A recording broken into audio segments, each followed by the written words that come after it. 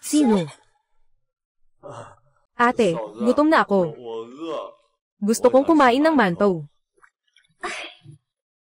Ikaw, maliit na masamang bata, nagsimula ka ng makialam sa akin. Noong una, hindi sana ako nagpakaswabe, na tumalon sa ilog para iligtas ka. Sayang naman, ang gwapo ng mukha na ito. Pero isa siyang tanga. Pero itong mga linya, itong mga kalamnan, tanga nga, pero medyo maganda.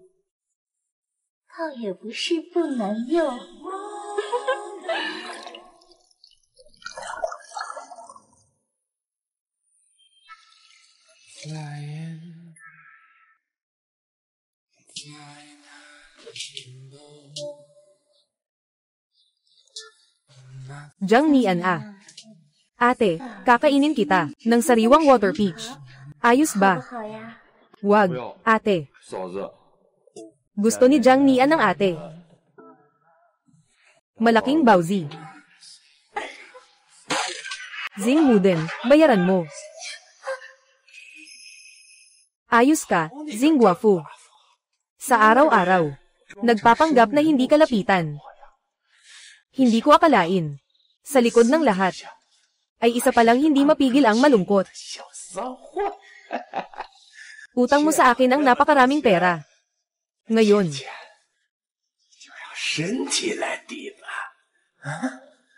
mas magaling ako kaysa sa tanga na iyon. Nang marami. Huwag mong gawing biktima si Ate Peony. Ate, okay ka lang ba? Mag-ingat ka.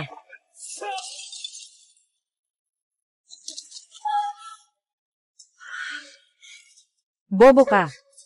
Umayos ka nga. Jiang Nian. Suwail. Bitawan mo ako, ikaw na babae. Huwag kang magmadali. Kuya, aayusin na kita. Isang patak nito. Siguradong magiging.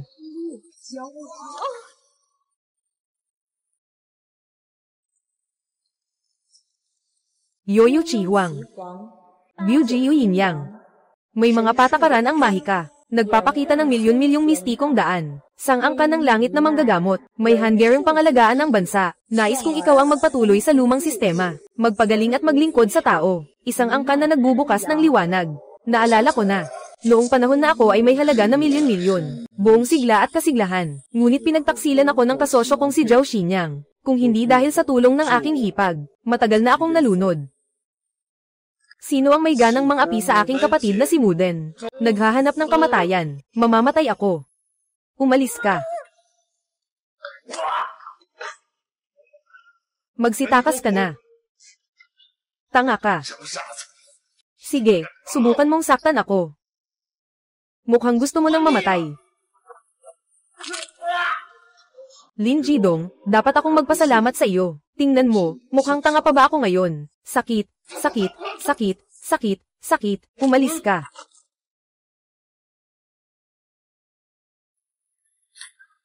Jiang Nian. Ate, ayos ka lang ba? Mainit. Sobrang init. Jiang Nian, tulungan mo ako. Tulungan mo ako. Hindi. Hindi pwede, kailangan kong magpigil. Ate. Jiang Nian. Ang init-init ko, ang tindi ng init. Ano bang lason ito? Bakit ganito katindi? Tama nga. Tiyan Yi. Aklat ng mga gamot. Siguradong may paraan para gamutin ang aking hipag.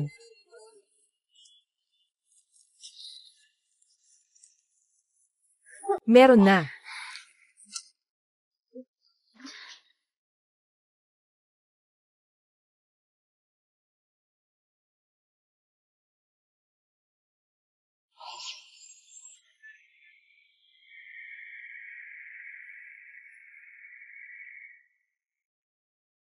Hindi ko akalain na magiging ganito kabaliw. Si Ate Peony pagkatapos ng herbal medicine. Parang lobo.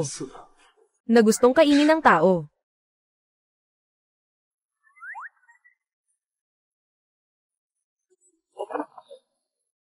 Hijang yan, anong ibig mong sabihin? Wala bang, akit sa akin ang nanay mo. Nais ko nang tapusin ang lahat ng ito. Hindi. Ate, pakinggan mo ako. Pakinggan mo ang sinasabi mo. Noon, ikaw ang humahabol sa akin, para kumain ng Bowsy. Hindi naman ganyan. Ano na ang nangyari matapos ang pag-alala? Nahihiya pa nga. Xiao Jiangmian. Pwede bang manatili ka at samahan ng asawa? Natatakot ang asawa kapag nag-iisa. Asawa. May kailangan pa akong gawin. Uuna na ako. Bukas, babalik ako para sa'yo.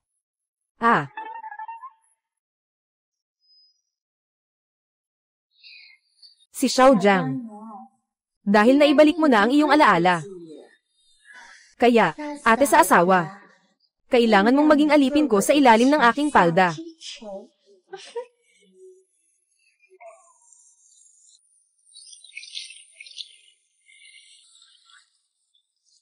Nay, sino ang makakatagal nito? Ang sobrang nakakaakit ni Peony. Tulungan mo ako. Sino ang makakatulong sa akin? Anong tunog yun? Tulungan mo ako. Hindi ko akalain na ang gamot na ito ay nakapagpahusay sa aking kalusugan.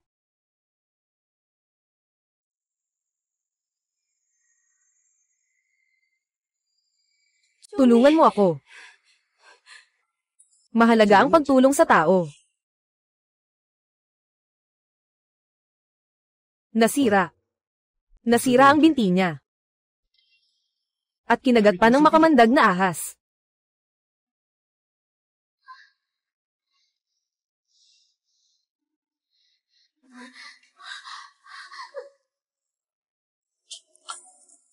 Ang lakas ng ahas na ito. Hindi pwede. Marami pa siyang pasa sa buong katawan. Huwag munang gumalaw. Dahil sa ngayon, dalhin muna siya pauwi. Maghanap ng ligtas na lugar bago tayo mag-usap.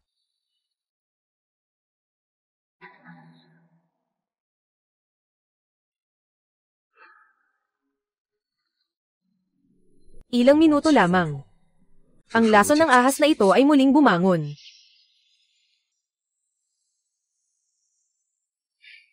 Sa kabutihang palad. Nandyan ang aklat ng medisina. Kung hindi, tiyak na mapapahamak ka. Sa ganitong paraan, maayos ang daloy ng enerhiya, kasabay ng gamot, makakagaling ka.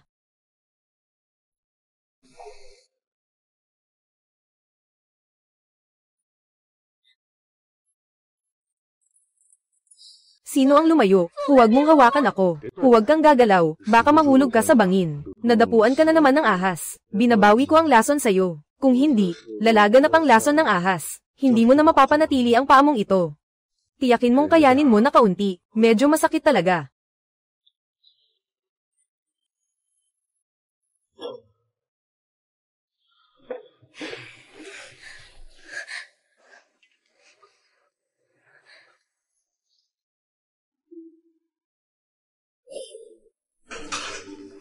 Kumusta? Mas okay na ba? Pasensya na, nagkamali ako tungkol sa'yo. Sino ka talaga? Bakit ka nahulog sa bangin? At nakagat pa ng ahas? Ako yung bagong guro na ipinadala dito. Ako si Shen Yai. Salamat sa pagligtas sa akin. Walang anuman. Guro Shen, ibigay mo sa akin ang kamay mo. Tutulungan kitang suriin ang pulso.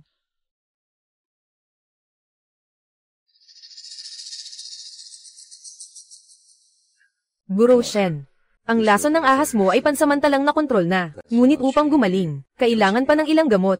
Magpahinga tayo dito ngayong gabi. Bukas ng umaga, tutulungan kitang magluto ng gamot. Dahon ng lansiang.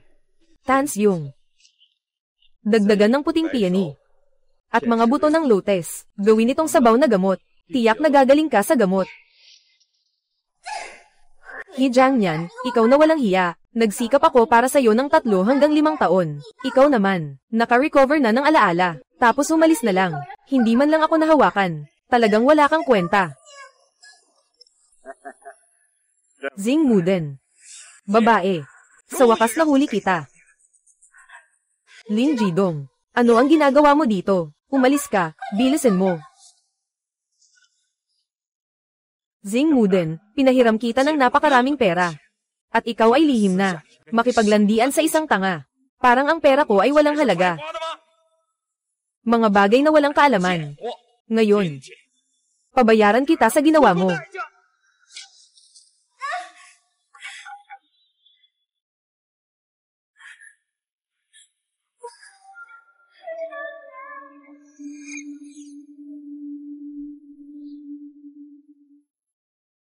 Lin Jidong, naghahanap ka ng gulo.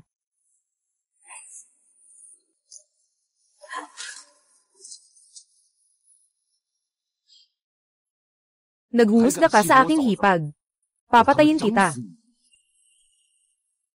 Kailangan bayaran ni Zing Muden ang utang. Ito ay tama at makatarungan. Kung hindi ka magbabayad, ayos lang. Pero nakipagsabuatan ka pa sa tanga na ito para saktan ako. Ganito ba ang trato mo sa iyong nagpapautang? Ganito ba ang iyong sali ng mga tao sa Luyang Village? Pukulin ang likod niya. Ang kapal ng mukha mo. Paano ka manghihiram ng pera sa asawa ko? Wala kang alam, bobo. Kung ayaw mong maniwala, tanungin mo siya. Ako si Jiang Nian, ang asawa ko. Talaga bang may utang ka sa kanya? Jiang Nian, noong kinuha kita mula sa tabi ng ilog, ng panahong iyon, sugat na sugatan ka, halos mamatay ka na. Para iligtas ka, umutang ako sa buong nayon. Ang buong nayon ay mga nagpapautang sa akin. Nalaman ko na si Ate Peony ay nagbigay ng napakarami para sa akin, bata. Kung hindi dahil sa lipunan ng batas, maaaring matulog ang lahat ng lalaki sa nayon sa kanya. Hindi ganito. Tumahimik ka. Hindi mo siya pwedeng insultuhan. Utang lang naman ang kailangan kong bayaran. Ang usapan tungkol sa asawa ko ay usapan ko rin, Lin Jidong. Bibigyan kita ng babala, kung muli kang magiging walang galang sa asawa ko. Huwag mong sisihin na matindi ang puso ko. Sige. Gusto mong magbayad ng utang, di ba? Ibibigay ko sa iyo ang 7 araw. Isang presyo lang, 10,000 piso. Kung hindi ka makabayad, magkikita na lang tayo sa korte. Kailangan, o ibenta siya.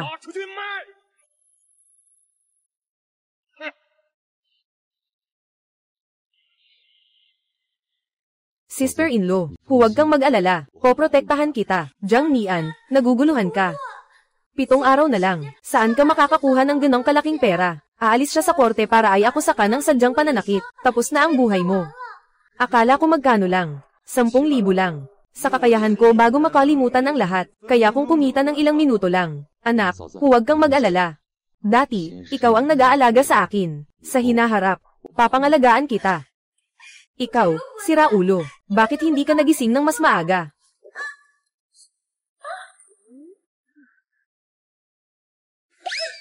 Ate, anong nangyari sa'yo?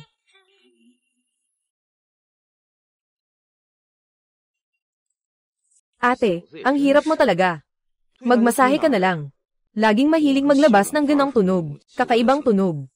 Gusto mo pang pisilin ang aking bewang. Namaga na nga. Sige na nga.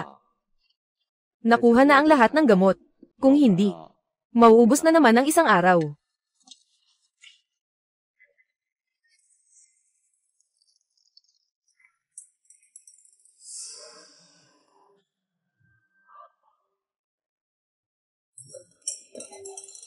Guro Shen.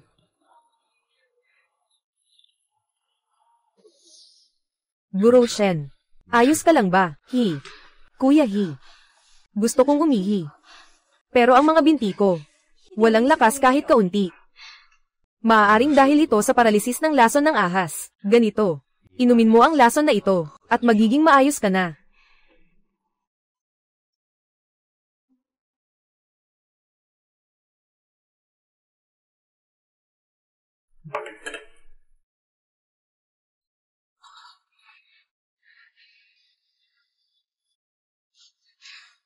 Dahan-dahan.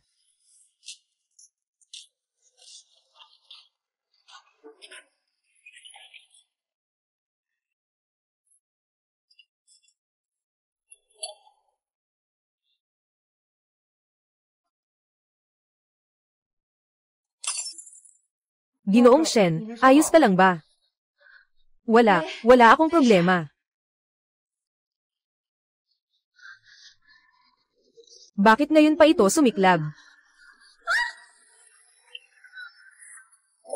Ginoong Shen.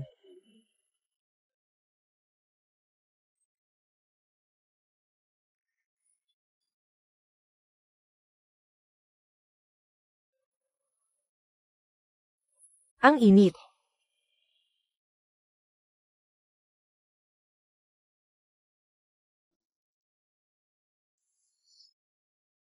Anong nangyari?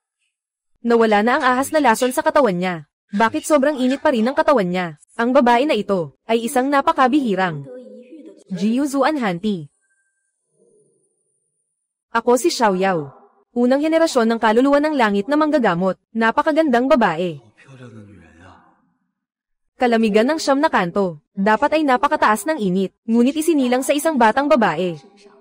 Ang batang ito ay may natatanging katawan. Ang katawan niya ay parang isang aktibong bulkan. Tuwing gabi ng kabilugan ng buwan, malalagay siya sa matinding lamig, at tuloy-tuloy na pag-init. Dalawang salungat na epekto, baliktad na yin at yang. Tingnan mo ang kalagayan niya. Matagal na siyang pinahihirapan ng 20 taon. Sa katunayan, hindi sana siya aabot ng 20 taong gulang. Nakilala kita, maaari na ring ituring na swerte niya ito. Ano ang dapat kong gawin para iligtas siya? Sa aklat ng mga gamot ng langit, may paraan upang gamutin ang ganitong sakit. Hanapin mo ito.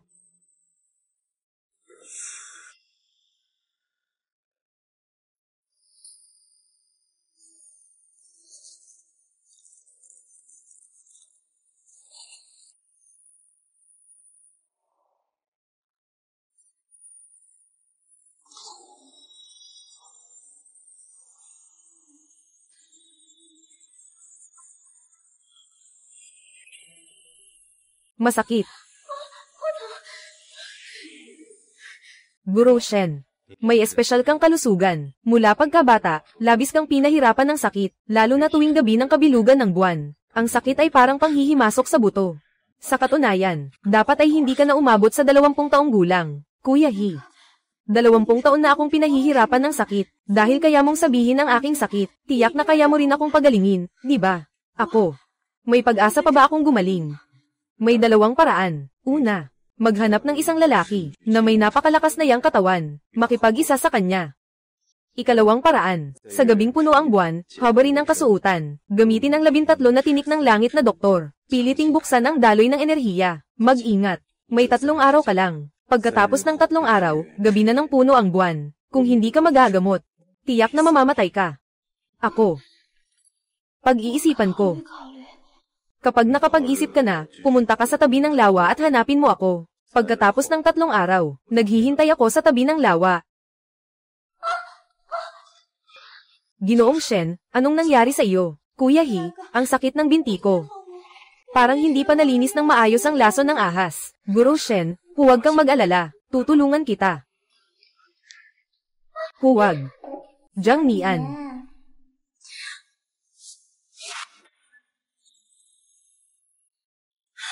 Saan galing ang cute na ito? Wala na bang hiya? Bakit kayo nakahiga sa kama? Ate-in-law, may mali kayo sa pagkaintindi. Si Teacher Shen ay may sakit. Tinutulungan ko siyang magpatingin. Tingnan mo. Totoo nga. Lason ng ahas. Talaga. Siyempre, ate-in-law. Talagang nagkamali ka. Kakilala ko lang si Sir Shen isang araw. Paano magiging ganoong klase ng relasyon? HMP. Hinding-hindi ka rin magtatangka. Ako. Babalik muna ako sa paaralan para mag-report tungkol sa mungkahi mo. Pag-iisipan ko ito ng mabuti. Oh, tama. Salamat sa pagligtas sa akin. Sige, aalis na ako. Palem. Tingnan mo, tinitingnan pa. Nabihag ng maliit na asong gubat. Wala ng kaluluwa. O sinasabi mo, na si ate lang. Hindi ka nasisiyahan. Ay, ate. Patawarin niyo ako. Sa mga gamot na ito, unang malaking kita, may katiyakan na.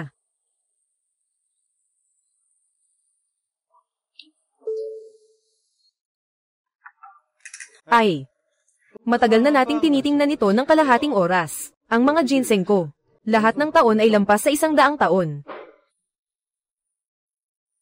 Nandito ako. May kasamang isang pang-espesyal na halamang gamot. Itong bagay na ito, mahal pero walang pamilihan. Mas mababa sa 50,000. Ayoko nang ibenta sa'yo. Pero, kung magagawa mong, nakuha ko na lahat ng mga gamot na ito, ibibigay ko na lang sa iyo ng mas mura. TSK. Ano bang klase itong bagay na ito? May kasama pang ginseng essence. Sino bang pinapaniwalaan mo? Kung gusto mo, ibenta mo na lang. Ibebenta. Ayon sa taon. Isang ginseng, maaari kang bigyan ng hanggang 5,000 yuan. Hindi. Kasama ang iba pang mga gamot. Kabuo ang 57,000 yuan. Ilagay mo ng maayos. Mabuti na lang at maaari sa aking espasyo. Oras ng pagtubo ng mga damo. Kailangan ng pera ngayon. Kung ibebenta, ibebenta na lang. Ngunit itong ginseng, huwag na huwag itong ibebenta ng mura.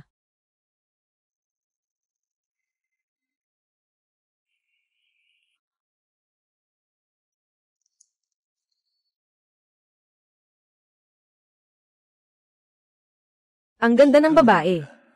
Sayang. Dahil sa labis na pagod, nagkasakit, malapit na ang aking kamatayan.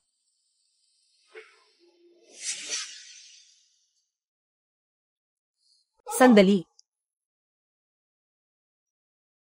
Saan mo nakuha ang halamang gamot na ito? Kakalabas lang ng isang binata, kumuha ako ng 7 piraso, kakatapos lang niyang umalis. Ginang. Shoo, ang halamang gamot na ito, may problema ba? Walang duda. Talagang ginseng na 100 taon na. May 7 pang ugat. Ang ganda. Ginseng na 100 taon. Sa mga lugar na masigla ang paglago, tiiyak na may kasamang ginseng essence. Sakit ng lolo. Kulang na lang ang pangunahing gamot na ito. Ano? Ginseng essence. Ay nako. Nalito ako. Yung batang iyon kanina. Talagang gustong magbenta ng ginseng essence. Akala ko peke lang ito. Kaya tinanggihan ko. Sumpa. Tanga ka. Halos ikamati mo si Lolo. Ako. Umalis ka. Tinanggal ka sa trabaho. May tao. I-check ang surveillance para makahanap ng tao. Dapat malaman ang kanyang pagkakakilanlan. At ipaalam sa akin ang resulta.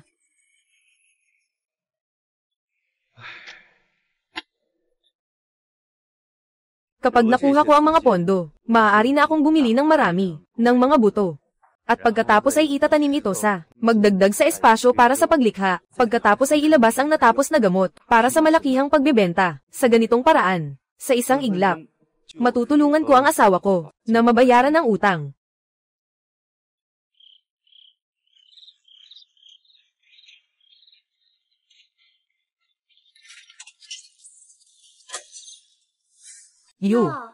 Mukhang kumita ka sa pagpunta sa lungsod, kaya't naglaan ka ng pambili ng karne para sa kapatid na babae. Sige, pumasok ka. Halika na. Halika na. Ayos lang, ayos lang. Uuna na ako. Bukas. Gustong tumakas. Masyado ng huli. Gusto kong makita. Kung magkano ang kinita mo. Si Xiao Jiang. Isang biyahe sa lungsod, ay ganito kalaki ang kita, talaga namang, ikaw ang swerte ng aking hipag. Hipag. Sinabi ko na bang aalagaan kita mula ngayon, simula pa lang ito. Pagkalipas ng ilang panahon, tutulungan kitang makakuha ng puhunan, upang magrenta ng lupa, magpatayo ng park, gawin ang 3 agrikultura, para maranasan mo rin, yung pagiging chairman. Talagang, yung mga pera na to. Oh, yung mga pera na to pansamantala, ilalagay ko muna dito sa'yo. Hintayin mong kailanganin bago kita hanapin. Sige. Siyempre, tutulungan ka ng ate. Ingatan mo ito ng mabuti. Xiao Jiang Nian. Napakabait mo sa ate. Hindi alam ng ate kung paano ka pasasalamatan. Sige na, sige na. Kailangan ko pang makipag-usap sa punong baryo bukas. Tungkol sa kontrata ng pag-upo ng lupa, sa susunod, tiyak na. Ay.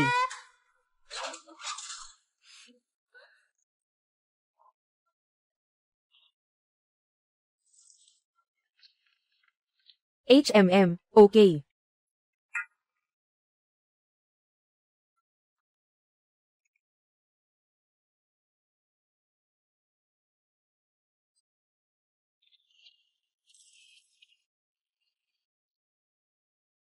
Dahan-dahan lang ah.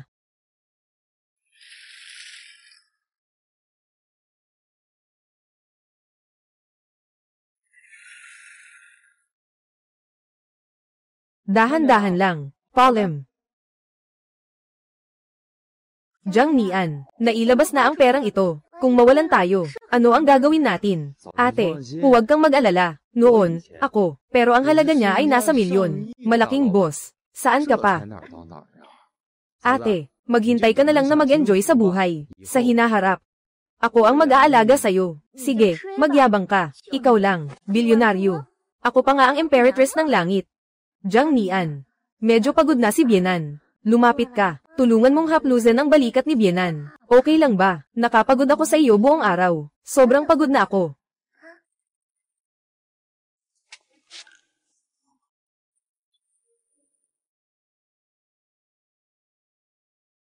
Oo. Dito nga. Sister-in-law, kailangan ko nang umalis. Kung gusto mong umalis, pwede rin. Pero, huwag kang makipag-ugnayan sa apelyidong Shen, yung cute na bata. Kung hindi, kakainin ka ng hipag mo ngayon din. Naiintindihan ko. Xiao Jiang Nian. Napakaganda mo. Huwag kang magpapaapekto sa mga nasa labas. Dinukot ng maliit na diwata ang iyong kasama, ate ko. Sa huli, kakainin kita hanggang sa wala nang matira.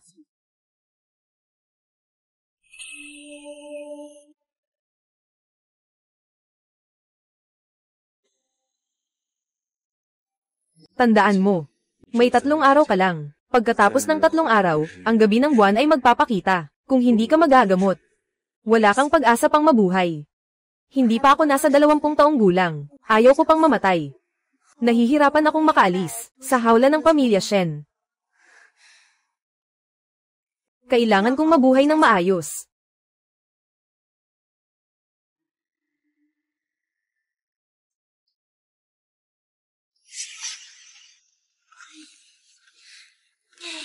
Hindi pwede. Sabi nila, ang mga lalaki, kapag mayaman, nagiging masama. Hindi na rin siya kailanman. Yung handle na yun, kahit ang ina ko, hindi mapigil ang ma-attract sa kanya. Paano pa kaya ang iba? Hindi pwede. Kailangan kong alagaan siya.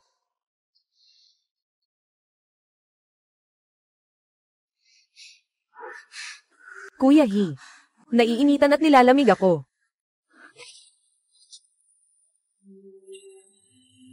Guro Shen, matagal ka nang may sakit. Bakit hindi ka nang maaga sa akin? Kuya He, mula pagkabata, ako ang maingat na anak sa pamilya. Ngunit para sa buhay, kailangan gumawa ng mga bagay na mahirap sabihin. Hindi ko kayang lampasan ang aking sariling isip.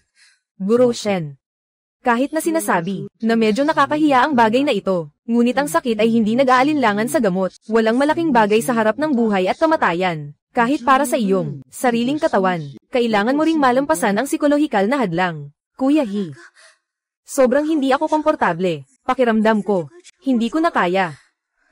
Guro Shen, ang katawan ni Jiu Zuanhan ay napakamakapangyarihan. Magtiis ka lang, mabilis din itong mawawala. Mag-relax ka, iwan mo sa akin ang lahat, tiyak na gagaling ka.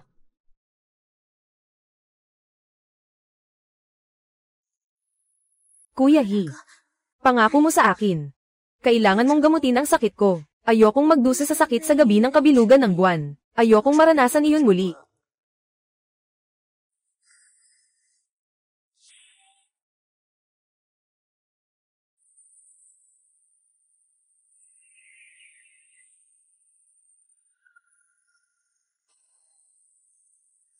Kuya He, sobrang masakit.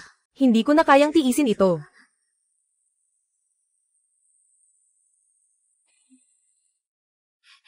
Jiang Nian. Hindi ka nasa bahay ngayong gabi. Tama ba? Umalis ka na naman kasama si Shen. Yung cute na yun. Nagpakasaya.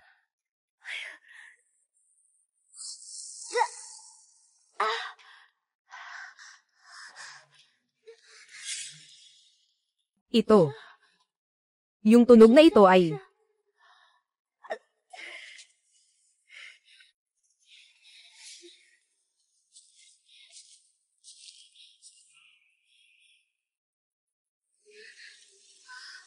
Hijang niyan. Ikaw ba ito?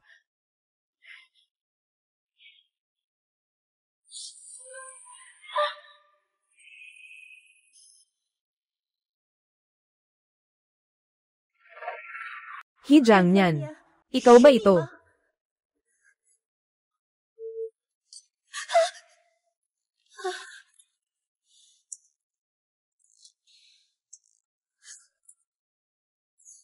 Hijang niyan. Nasaan ka na? Hindi ako naniniwala. Hindi ka na makakapagtago sa dulo ng mundo. Hijang niyan. Hijang niyan. Hijang niyan.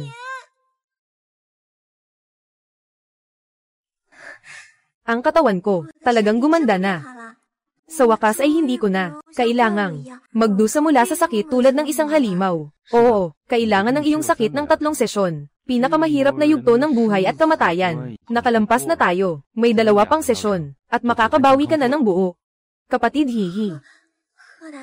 Salamat sa iyong tulong. Nawala na ang sakit ko. Mula ngayon, tatawagin na kitang Kuya Jiang Nian. Kuya Jiang Nian, Palem.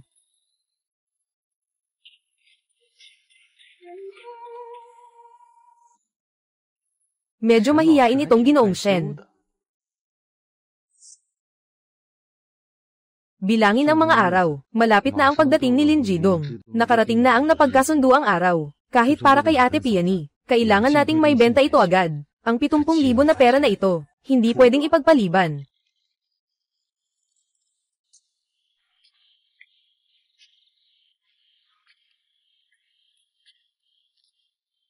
Sino yan? Ang walang malasakit naman. Hindi ba alam na ang mabuting aso ay hindi humaharang? Hijang niyan.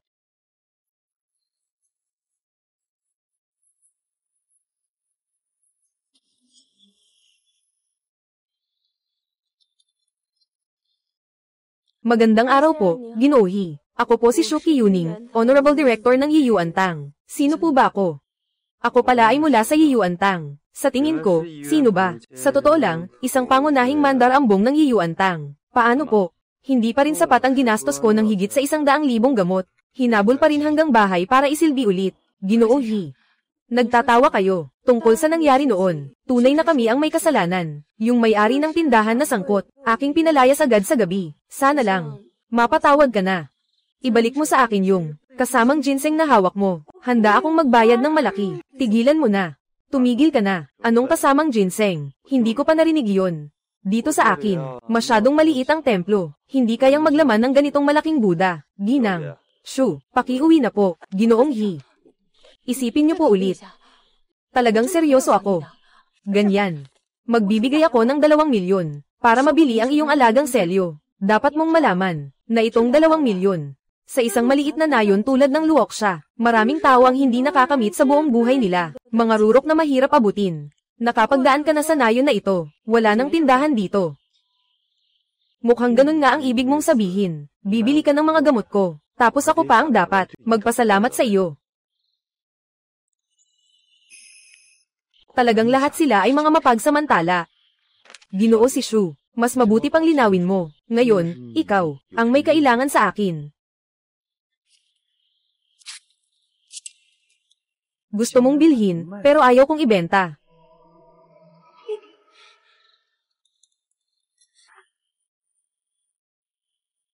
Gusto. Kaya isipin mo ng mabuti. Sinasabi ko sa'yo, itong sangkap. Ibinibigay ko lang sa aso. Hindi ko ito ibebenta sa'yo.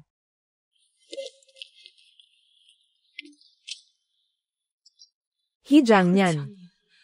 Walang sinuman ang naglakas loob na hamiya sa akin. Kung hindi dahil sa lolo. Hindi pwede. Ang sakit ng lolo. Kailangan lang ng ganitong ginseng. Hindi ako pwedeng sumuko. Pumunta. Kunin mo ang lahat ng impormasyon tungkol kay Hijang niyan sa luwang ng langit. Hindi ako naniniwala. Talaga namang hindi siya natitinag. Walang kapintasan.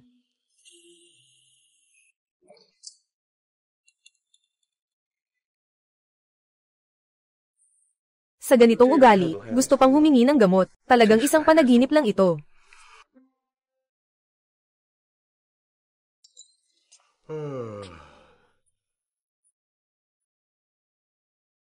Lumabas na. Ang mga isda sa pond na ito, ay ilang araw pa lamang. Talaga namang napakamasarap nito. Siyempre, pinagpala ako ng langit. Ang buhay na ito, ay nagiging mas maliwanag na. Jiang Nian, talaga namang ikaw ang aking maliit na swerte. Siyempre, kung hindi dahil sa aking malikhain na pag-iisip, sikaping ilihim ang espiritu ng lupa ng gamot, bilang pataba na malakihang hinalo sa lawa ng isda, gusto pang lumaki ng mga isdang ito, kailangan pang maghintay ng napakatagal. Manugang. Ayos ka, mabangis na bata, bakit nandito ka pa? Sakit, manugang. Babae, anong ginagawa mo? Tinanong kita. Ano ang ginawa mo kagabi? Hindi mo sinasagot ang tawag ko. Wala rin namang tao sa bahay. Sabihin mo, muling nakipag-ugnayan ka ba sa yung cute na si Shen, ng Anggulay nang hindi napapansin? Asawa. Nagkakamali ka sa akin. Kagabi, may isang nakakainis na tao sa baryo. Palagi siyang sumusunod sa akin, para makaiwas sa gulo. Kaya nawala ako sa kontak. Hindi ko sinasadya na hindi pansinin si ate. Alam kong hindi mo rin magagawa iyon. Ay nako, ate. Ang dami ng mga paninda. Ano ang plano natin sa pagbebenta nito? Tama nga. Malapit na ang araw na napagkasunduan natin kay Lin Jihong. Tama na ang petsa. Kung hindi ito maibebenta. Asawa ko.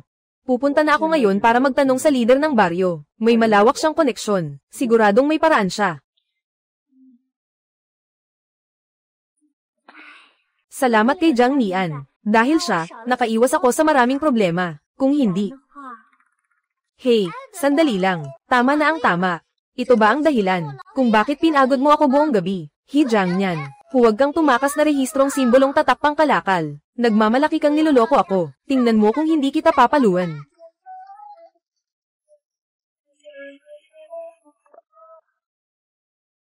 Punong baryo. Yung isda sa ating eco park, maaari mo bang tulungan akong mag-isip ng paraan para makahanap ng pamilihan? Ito. Ganito. Sa bawat 100 kilo ng isda na mabibenta, bibigyan kita ng 5% na komisyon. Sige.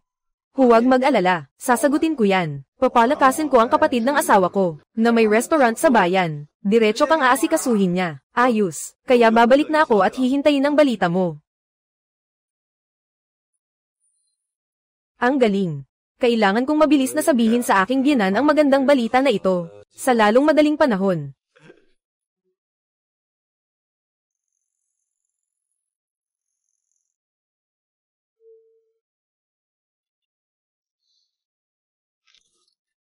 Guro Shen, ano ito? Kapatid na Jiang Jiang. Nabali ang gulong ng sasakyan ko. Nasugatan din si Titiet. Anong gagawin natin? Walang problema. Huwag mag-alala. Halika, halika. Punta tayo sa ilog para maghanap ng damo. Ipahid lang, gagaling na. Dahan-dahan lang.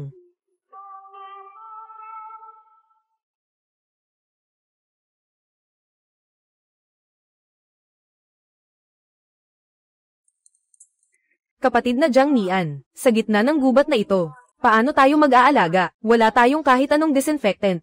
Madali lang. Umupo ka.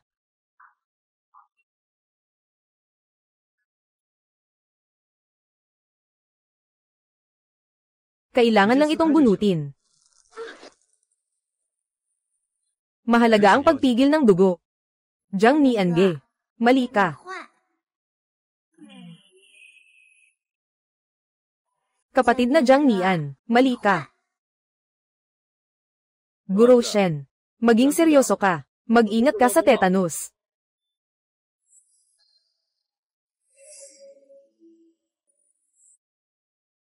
Ganito ang tingin mo. Medyo macho pa si Jiang Nian, no? Ay nako, anong iniisip ko? Sige na. Wow, kapatid na Jiang Nian, tunay ngang gumaling na ang sugat ko. Salamat, kapatid na Jiang Nian.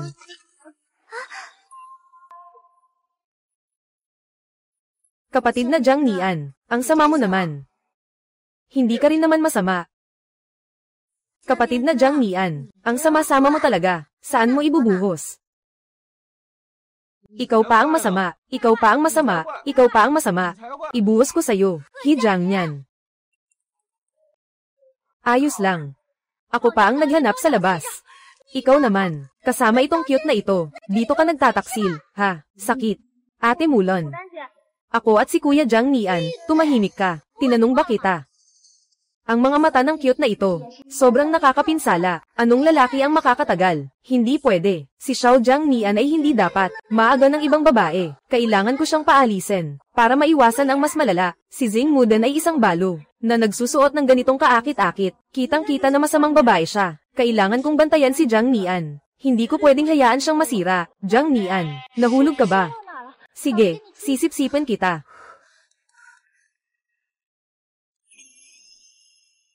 Sige, sisip-sipan kita. HMPH, mahalaga ba ang malaki ang dibdib? Jiang Nian ge. Alam ko na ginagawa mo ito lahat, para kay Kea. Halika, tutulungan ka ni Kea na magpainit ng kamay. Guro Shen, ako. Si Kea. Si Kea. Walang buhok na lumalabas. Maliit na batang babae. Natututo pang mangakit ng lalaki. Ikaw ba yun? Kung hindi ka naniniwala, tanungin mo si Jiang Nian. Tingnan mo kung gusto niya ang hipag. Si Jiang Nian ay hindi magkakagusto. Si Jiang Nian, siya ay akin. Akin. Hipag na Kea. Huwag kayong mapusok. Mag-usap tayo ng maayos. Umalis ka na. Tulungan niyo ako. Si Bienan at si Ke, talagang hindi niyo ako tinitingnan bilang dayuhan. Ako ba ang nakikita niyo dito?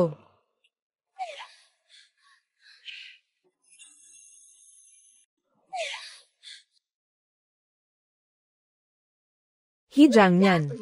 Sabi mo, talaga bang gusto mo ako? O itong cute na siya? Ako. Jiang Nian ge. Ikaw. Guro Shen. Bakit hindi ka pumasok sa klase? Ikaw lang ang matalino sa buong baryo natin. Naghihintay na ang mga bata sa'yo. Ay naku po. Kapatid na Jiang Nian. Pupunta na ako sa paaralan para magklase. Babalik na lang ako sa'yo sa ibang araw. Ay, Kokor.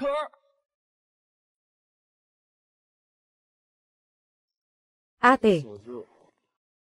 Sige, si He Jiang Nian. Tumaas na ang kakayahan, ha? Sabi mo, dito ka pupunta, para maghanap ng sales channels. At ano ang nangyari? Hinayaan mo siyang makipaggulo sa kanya nang hindi alam nyo. HMPH. Anyway, isa rin akong walang pakialam na balo. Sama ka na kay Kermo. Hindi. Ate, ako po.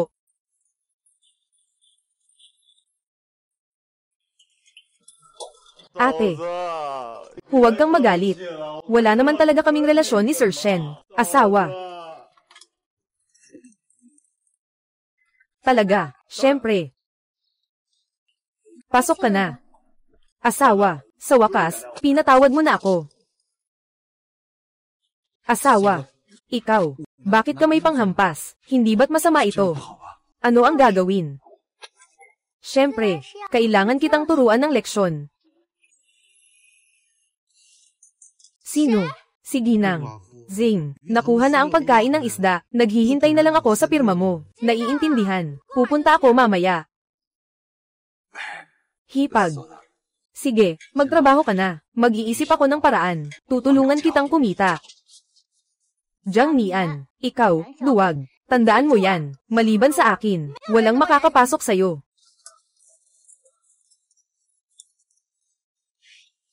Maliit na tuso.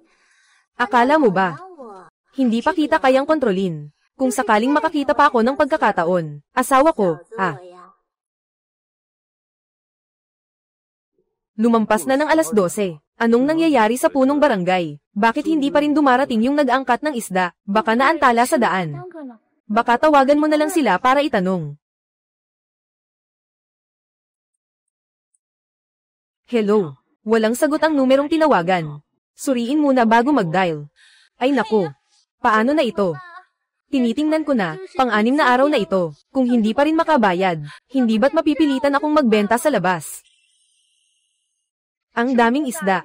Kung hindi maibebenta, di ba't lahat na nasa kamay mo na? Ate, huwag kang mag-alala. Hindi pa naman umabot ng 7 araw. Ikaw ang may kasalanan, ikaw ang may kasalanan. Bakit ka pa nag-invest ng ganito? Ngayon ayos na. Wala nang maibabalik na kahit 1 sentimo. Hijang niyan. Kung talagang gagawin mong ibenta ako sa iba, ngayon din ay, magkasamang mamamatay tayo. Ate, hindi naman ganun ah. Pupunta ako ngayon sa punong baryo para makipagtalo.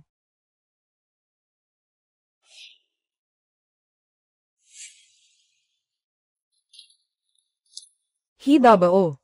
Nagsalita tayo ng maayos dati. Ngayon ay oras na. Nasaan ang manghuhuli ng isda? Hindi rin sumasagot sa telepono. Pinabayaan mo akong maghintay. Si Xiaohi. Hindi dahil ayaw ng tiyuhin kong tumulong sa iyo, kundi ito. Sasabihin ko na sa iyo ang totoo. Akala mo ba si Lin Jidong talagang kailangan ng 7,000 piso? E ano naman? Xiaohi. Masyado ka pang bata. Alam mo ba si Li Taibei?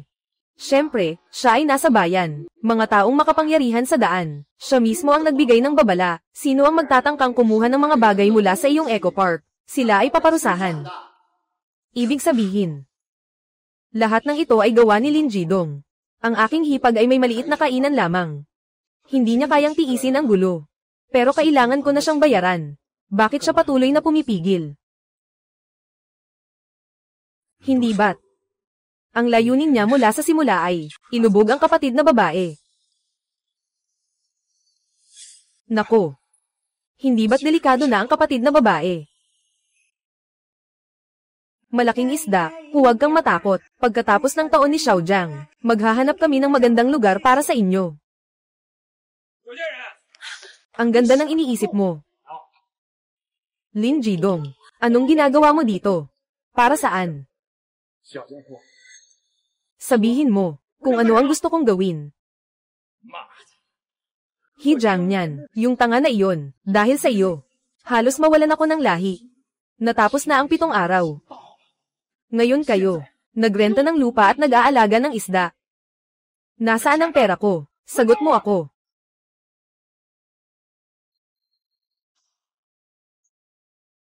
Hindi ka makabayad, di ba? Sige.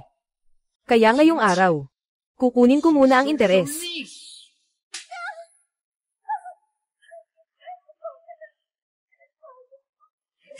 Ngayon, aalisin ko ang damit mo. Ihuhulog sa kalye. Gawing isa kang tigil.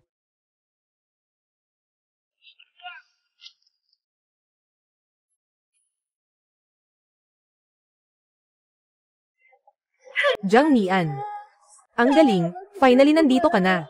Kung dumating ka pa ng mas late, baka pinagtitripan na si ate. Walang anuman, ate, mag-relax ka lang. Ako na ang bahala sa'yo.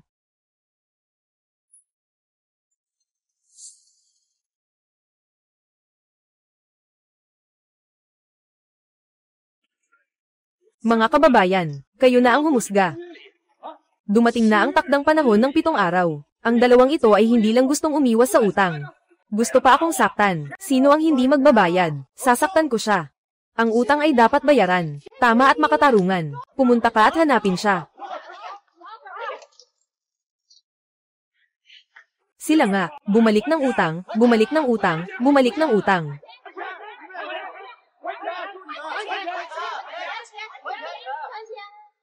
Jiang Nian. Sumpa. Mahalaga ang mga gamot sa espasyo. Ngunit sa nayon na ito, sa maikling panahon, hindi talaga pwedeng gawing pera. Hindi masosolusyonan ang agarang problema. Kung alam ko lang kahapon, dapat binenta ko na sana ang ginseng sa babae na galing sa syudad. Pero ngayon, huli na ang lahat. Jiang Nian. Jiang Nian, anong gagawin? Tulong ka na sa hipag mo. Peste. Sa liwanag ng araw. Hindi ko rin pwedeng pilitin. Ang apelyidong Lin na to, tiyak na inaakalang panalo na kami. Paano? Ngayon, wala ka nang masasabi, di ba? Hijang niyan. Huwag mo nang ulitin pa. Yung ganyang bastos na gawi, ngayon ay lipunan na ng batas. Sasabihin ko sa'yo, kung hindi mo pa rin ibabalik ang pera, magkikita tayo sa hukuman. Kung hindi, ay kukunin natin si Xing Muden na balo. Walang hiya. Sino ang nagsabing hindi na makabayad si Ginoong He?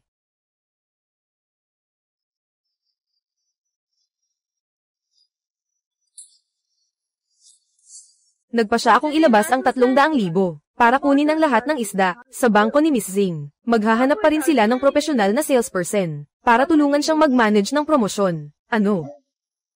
30,000 yuan, 3,077.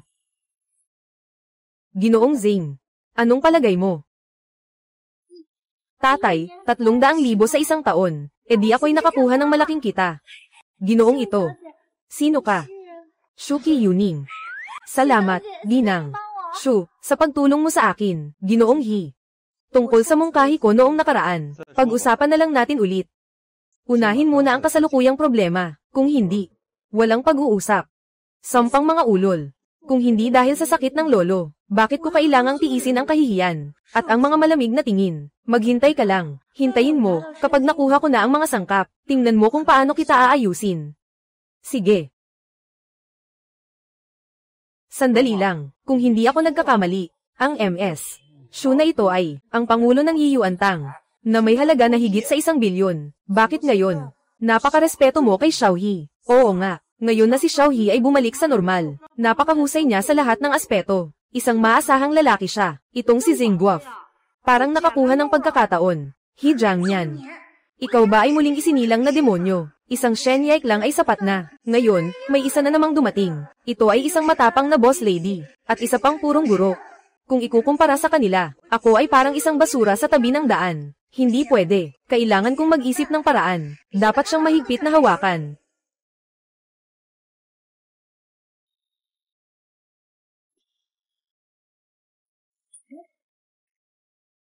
Utang na sulat. Nabayaran na.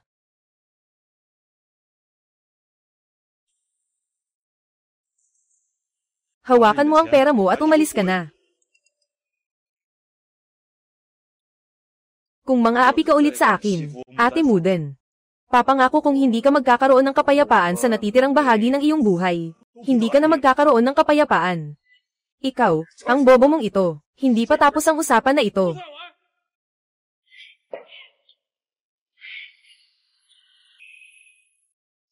Ang ganda. Sa wakas, nabayaran ko na ang utang. Simula ngayon, hindi na ako maabala niya muli. Jiang Nian. Salamat sa iyo. Mga kababayan, sino sa inyo ang nanghiram ng pera kay Auntie Muden? Ngayon, ilabas ninyo ang mga utang. Bibilangin natin ito. Bukod dito, magbibigay ako ng 3% na interes sa lahat, bilang kabayaran. Salamat sa lahat ng nag-alaga sa aking hipag. Ako ay may. Ako rin ay may. Ako rin ay may.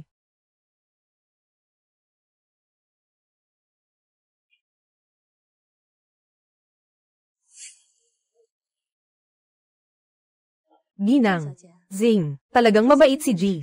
Hi sa iyo, syempre. Hindi mo man lang tiningnan kung sino ang nag-unjok nito. Kaya, sa mga katulad mo na may masamang balak, huwag kang umasa na makakakuha ka. Salamat.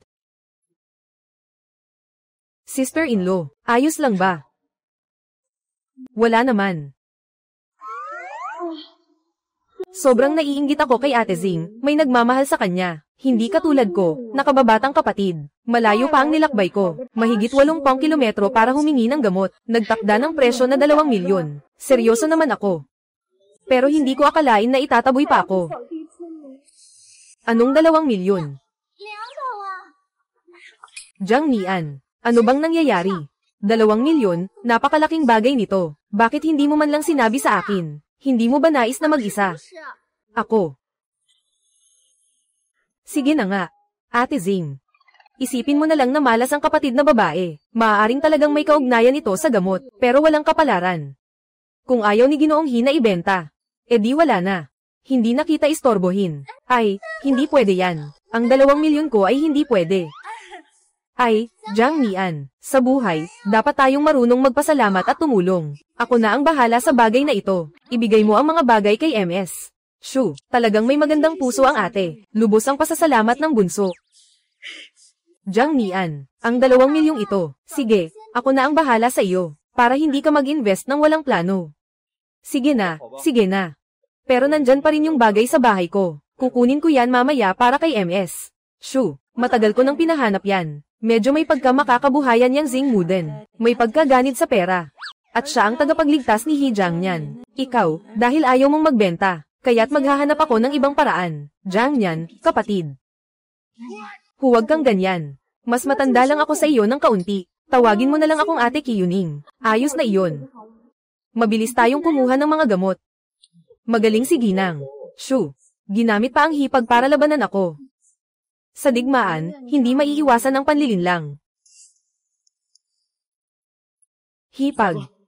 Nako. Abala siya nitong mga nakaraang araw. Hindi natutulog ng buong gabi. Dagdag pa, nakatakot ang nangyari kanina. At nagkaroon ako ng sintomas ng kakulangan sa enerhiya. Hindi pwede. Kailangan kong magpakatatag.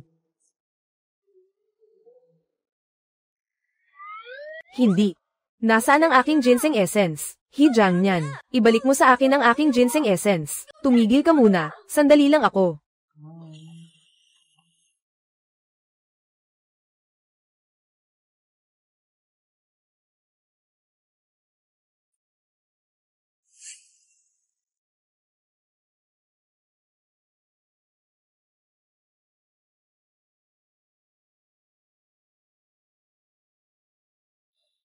Ayos lang. Magpapahinga pa tayo ng kaunti, makakabuti ng tuluyang gumaling ang sakit ng asawa ko.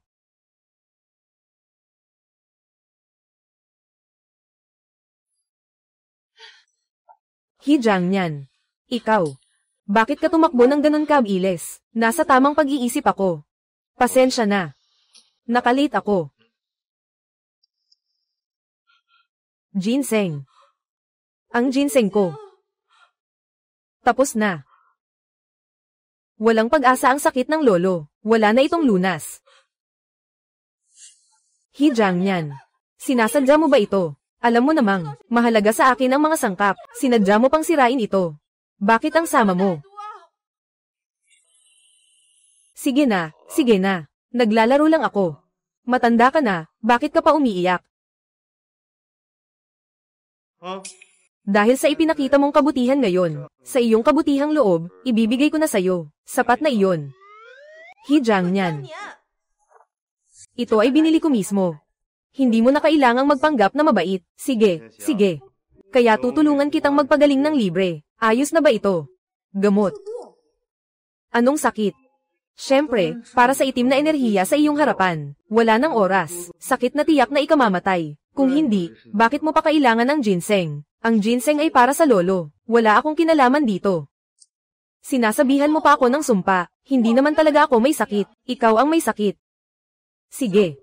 Kung wala kang sakit, ako pa ang may sakit. Sige na. Akala mo mabuti ka, pero para kang hayop. Kung mamatay ka man, huwag ka nang babalik para humingi ng tulong. Pakiusap. Pakiusap. Aso ako.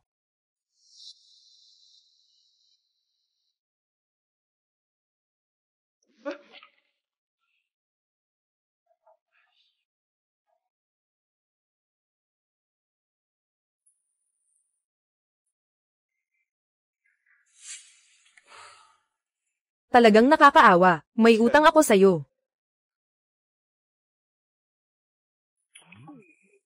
Anong kalokohan ito? Bakit ganito kabigat?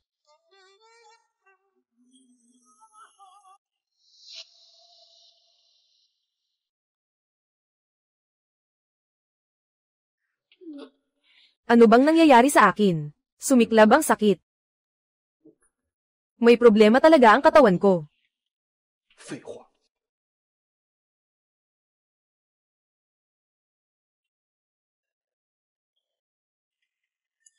Huwag.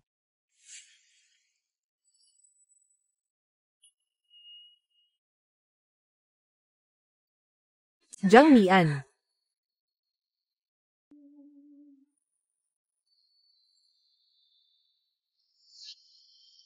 Maliit na sinungaling. Sinasabi pang ayos lang. Halos natanggal na ang damit.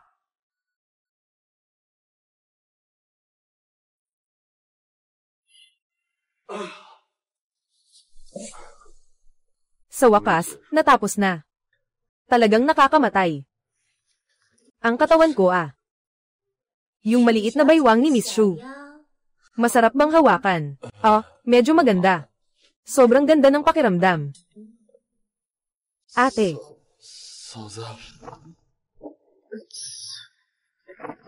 Ate, ikaw, anong ginagawa mo? Anong ginagawa mo? Xiao Jiangnian. Ate, ngayon, halos nagamit na ng ibang tao. Kaya, ate, huwag kang magpadalos-dalos. Kaya, kailangan kitang makuha ngayon. Huwag. Huwag mo akong saksakin.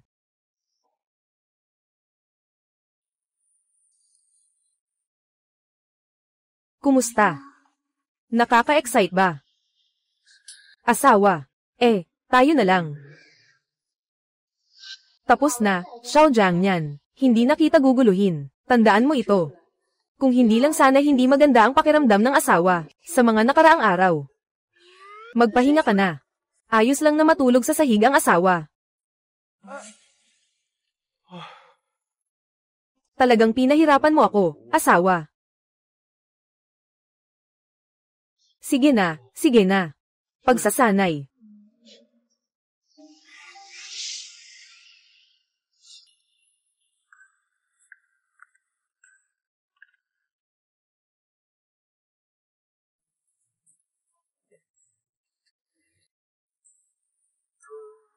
Halika, kumain tayo. Kumusta? Magaling ba ang luto ko?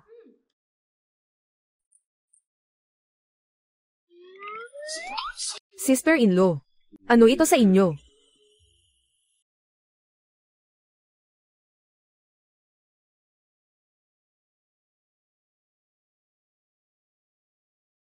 Dumating na. Kumain na tayo. Kasama ko si kapatid na Kiyuning na nag-aaral. Paano natin maiaangat ang industriya ng ekologikal na hardin? Ano? Ano ba yan? Kumain na. Ate, salamat sa iyo kahapon, dahil sa iyong tulong. Kung hindi dahil sa iyo. Ate, napakaswerte ko naman. Dapat lang. Ginang. Shu, bakit ganyan ang usapan? Tawagin mo akong ate. Ate Kiyuning. Kuya Jiangnian.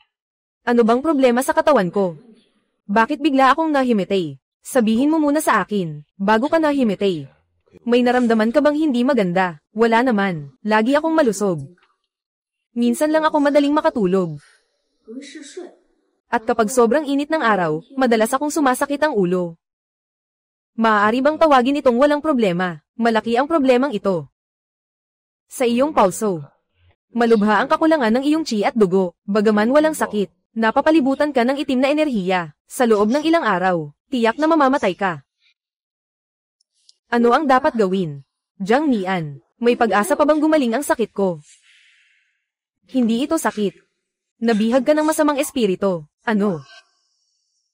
Nabihag ng masamang espiritu. Kung ganoon, wala na akong pag-asa. Ate Kiyuning, huwag kang mag-alala, bagamat madaling kumagit ang masamang espiritu. Kung maayos ang paghawak, ay talagang ligtas pa rin. Ganito. Itong amulet na ito, kung dala mo, makakatiyak ka ng kaligtasan. Totoo iyon. Jiangnian. Salamat sa iyo. HMPH, kung tawagin mo akong ate, tawagin mo akong ate. May sakit ka talaga. Ano ang ibig sabihin ng naposes? Tingin ko sa'yo. Gusto mo lang ang katawan niya. Kung ganun, may papel na ito. Maaari bang gumaling ang katawan ko? Sa kabila ng lahat, ang papel na ito ay panandalian lamang. Kung gusto mong tuluyang gumaling, kailangan mong hanapin ang pinagmulan ng itim na enerhiya. Kaya, ano ang tungkol sa sakit ko? Sige na, Jiangnian. Kung wala namang ibang gagawin, kumain na tayo. Sige, ihatid na si Otemning. Pero may tanong pa ako. Anong tanong ba yan? Hindi ba't ibinigay na sa'yo ang papel? Busy kasi ang kapatid. Masyado tayong maliit na templo. Hindi kayang maglaman ng ganitong malaking Diyos. Otemning. Sige na. Maliit na babaeng bukid. Sobrang nanlilinlang. Tumahimik ka. Ikaw, masyadong sikim na inahin. Pwede bang tapusin ko ang sinasabi ko? Sino ang tinutukoy mong inahin? Sino ang pumayag? Siya ang sinasabi mo.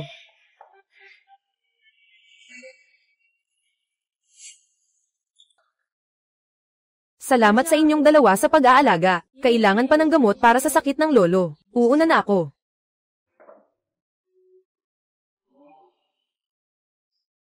Ate Kiyuning, ihahatid kita. Binibigyan kita ng mukha. Hindi pwede. Mas may isip pa siya kaysa kay Shenyike na tanga. Mas may plano siya. Dapat maiwasan bago pa mangyari. Hoy, Tia Leo, tulungan mo akong maghanda ng ilang set. Yung medyo wild ang design, ha? Kukunin ko mamaya. Salamat. Ayoko maniwala kay Hijang niyan. Sa pagkakataong ito, baka wala ka nang makitang anino.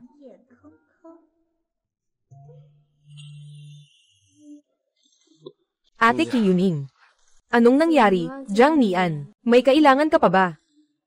Ate Kyuning, tinulungan mo ako minsan. Hindi ko naman maaring hayaang mag-aksaya ka ng oras. Sabihin mo sa akin, ang tungkol sa sitwasyon ng lolo mo.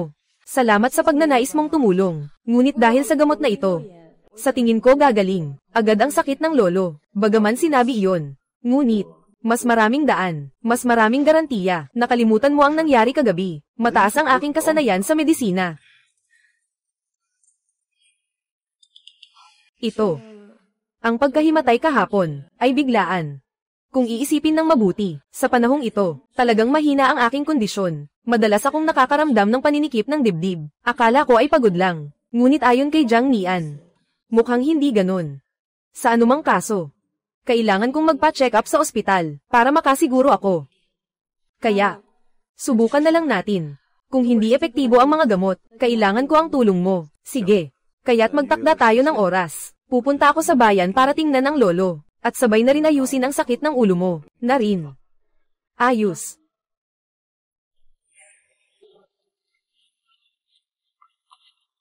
Jang Nian.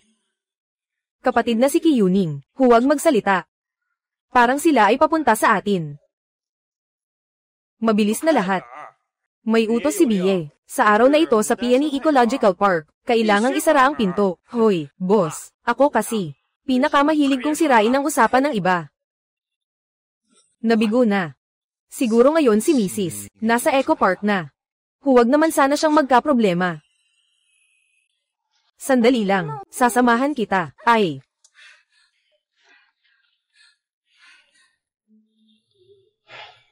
Ako na lang bahala.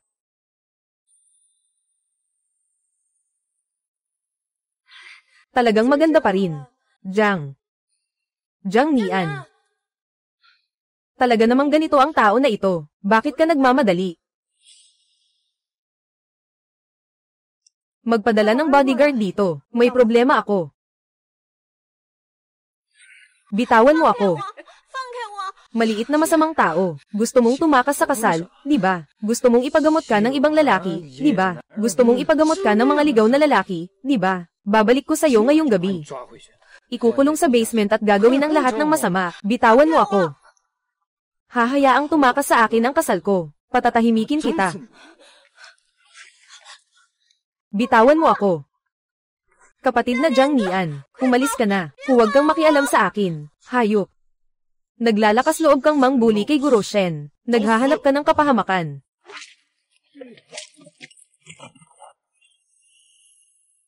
Ang yabang ni Li Xiao. Gusto kong makita. Sino ang gusto mong patayin? Shu Kyuning. Bakit ka nandito? Sumpa. Malaki ang negosyo ng pamilya Shu. Hindi ko kayang makipagsapalaran. Yung mga Li. Kasama ang iyong grupo ng mga aso. Magsimula ka ng umalis. Kung magtatangkang magulo ka ulit, wala akong pakialam. Nabunutin ang buong pamilya Li. At ipagkalat ang abo. Sompain. Shu Kyuning. Ang nangyari ngayon ay naitala ko. Terror na.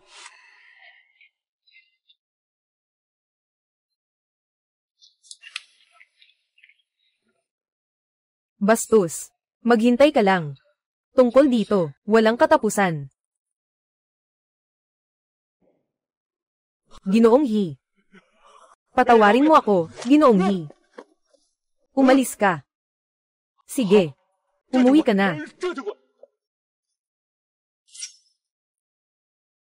Lin Jidong, sa natitirang bahagi ng buhay mo, magpahinga ka ng maayos. Magpahinga ka lang sa kama.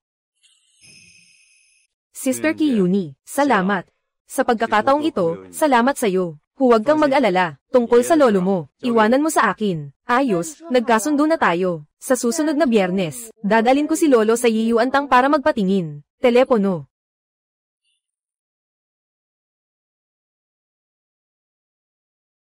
Kung may kailangan, tawagan mo ako. Huwag kang mag-alala, hindi kayang gumawa ni Li Taibei ng anumang gulo. Kung muli siyang manghihimasok sa iyo, aakayin ko ang mga ari-arian ng pamilya Li, at ipapakita ko ito. Magkikita tayo sa susunod na linggo. Dahan-dahan lang, Ate Kiyuning.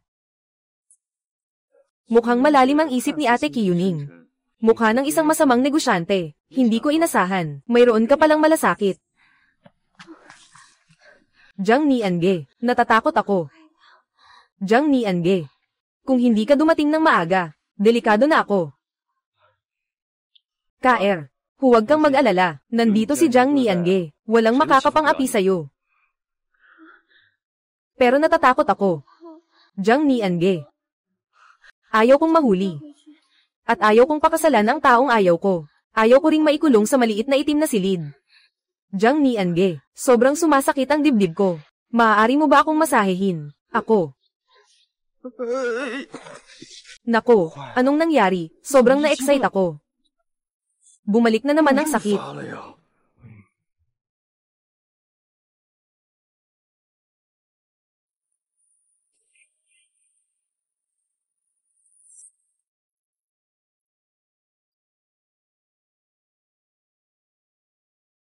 Xiao Jiangnian. Tingnan mo ang suot ng hipag. Hindi ka mabibighani, ikaw, maliit na mata ko. Ayos ka, He Jiangnian. Nagsuot ka ng berde sa akin. Hindi pwede. Kung papasok ako ngayon, hindi ba't magiging tanga ako? Kayong dalawa, mga salot, tumahimik kayo. Jiang Niange, huwag mo nang alalahanin yan. Yung matandang babae na hindi nasisiyahan. Magpatuloy tayo. Ako ang iyong maliit na jacket. Ayos. Sundin ang sinabi ni Kea. Ikaw. Kayo. Siya akong nauna.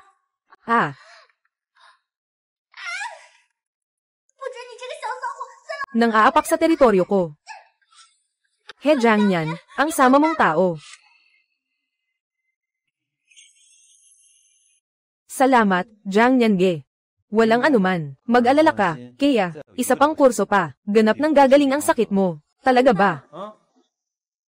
Jiang Niange, bumalik ka sa bahay ko sa ibang araw. Lulutuan kita ng noodles. Ayos ba? Ayos. He Jiangnian. Ate, bakit ka bumalik? Mula, Ate Peony. Bakit? Hindi ba ako dumating sa tamang oras? O baka, may ginagawa kayong hindi dapat makita ng iba. Natatakot kayong makita ng iba, manugang. Huwag kang magkakamali Ako at si Kea ay walang masamang intensyon. Walang masamang intensyon. Zing Muden, sabihin mo naman ang tama. Okay, si Jiang Nian ay hindi iyong alipin. Kung sino ang gusto niyang makasama, ay kalayaan niya. Bakit parang nanay ka na talaga? Nang hihimasok sa lahat, sobrang na. Sino ang sinasabi mong nanay? Ay, asawa ko, Koy. Huwag kayong mag-away. Umalis na kayo. Maliit na kalaswan. Kanino ka nakikipag-agawan ng lalaki? Tingnan mo, hindi kita tatantanan. Jiang Niange. Binubuli niya ako. Tulungan mo akong parusahan siya. Okay ba? He Jiangnian, kung maglakas loob kang tulungan siya ngayon, tingnan mo, sisirain kita. Guro Shen, wala ka bang? Dapat isulat na lesson plan. Sister-in-law, ang pataba ng lupa, hindi pa nailalagay. Ayaw mo na magkapera ng malaki. Ay nako, kung hindi mo sinabi, nakalimutan ko na. Sa susunod na lang ako babalik para hanapin ka.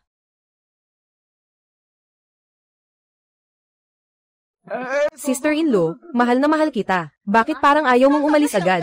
Hanapin mo na lang siya. Bakit nandito ka pa rin sa akin? Anyway, ako rin ay isang taong walang nakakaalaga. Isang maliit na balo na walang nagmamahal. Walang makakatalo. Sa iyong guro na si Shen. Kung ayaw mo na, baka mamatay na lang ako. Asawa, asawa, asawa. Anong kalokohan ang sinasabi mo? Ikaw ang aking pinakamahal na tao. Mabuti na lang. Jiang Nian. Mananatili tayo dito, ngayong gabi. Ayos ba? Ate-in-law, lumuog na ang lupa sa prutas ang bayan. Kailangan kong pumunta, maghanda ng pataba. Ganito, ate-in-law. Sabay tayong mag-apply ng pataba. Kikita tayo, kikita ng malaki. Sige, ayos.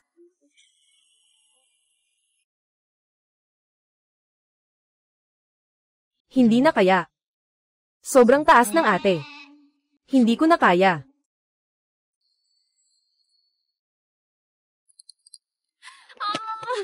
Bakit ako ang nauna na tumakas? Baka pagtawanan ako ng apelyidong Zing at ni Kuya Jiang Nian. Hindi naman siya nag-iisip na wala akong prinsipyo, di ba? Kaya si Jiang Nian ay talagang personal na humabol. Talagang nagmamalasakit siya sa akin. Kaya huwag ka nang magalit, okay? Hindi rin naman talaga siya sinasadyang saktan ka. Dumaan lang ang buwan ng dalaw niya nitong mga araw. Kaya medyo masama ang pakiramdam niya, ganyan. Sa susunod na lang, sa susunod, tutulungan kitang gumawa ng lesson plan. Okay lang ba? Totoo. Iyan ay, ako si Jiang Nian, tumutupad sa aking salita. Narito, ito ay espesyal na inihanda ko para sa iyo, na gamot. Unang-una, ayusin mo muna ang iyong katawan. Kapag dumating na ang tamang pagkakataon, tiyak na maaalis ko para sa iyo, ang sakit ng lubusan. Salamat sa iyo, Kuya Jiang Nian.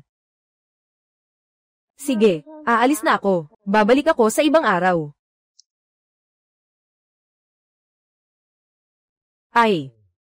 Ito ay pinagnanasaan ng iba. Mahirap na buhay. Kailan ba talaga magwawakas ito? Sige na nga. Bumalik na lang sa taniman at mag-abono. Marami pang dapat gawin eh. Ito'y pinagnanasaan ng iba. Mahirap na buhay. Kailan ba talaga magwawakas ito? Sige na nga. Bumalik muna sa hardin para mag-abono. Marami pang dapat gawin eh. Dahan-dahan lang ha. Ay nako. Sa ganitong bilis ng distribusyon. Hindi ba't mabilis akong magiging tagapangulo? Ate, huwag kang mag-alala. Ang iyong pangarap, tiyak na matutupad. Basta't may espasyo. Ang masaganang lupa ay sa ganitong matamis at malalaking prutas. Tiyak na makakapagbukas ng bagong merkado.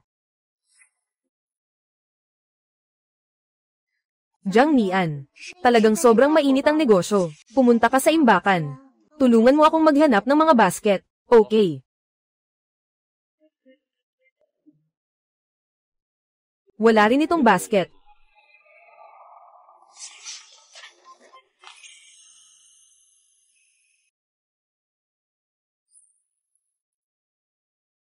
Nasaan si Ginang Zing? Bilisan mo, may problema sa iyong Eco Park. Maaari itong masara. Ano? Tara, tingnan natin.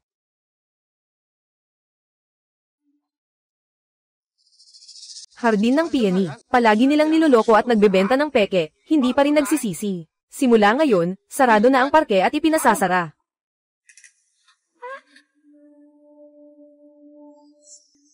Punong bayan, ano ba talaga ang nangyayari?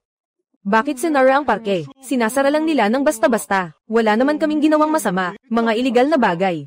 Ayos lang ito. Paano magkakaroon ng problema sa ekolohikal na hardin? Si Ginoong Lee ng ating nayon ay nagkasakit dahil sa mga prutas na ibinenta ng inyong ekolohikal na hardin. Wala na siyang kalahating buhay. Ngayon, nakahiga pa siya sa ospital. Hindi ito posible. Ang mga prutas sa aming ekolohikal na hardin ay sariwang inani. Paano ito? Magiging food poisoning. Huwag nang mag-aksaya ng salita. May ebidensya kami dito. Bumalik ng pera ang mga mapagsamantala.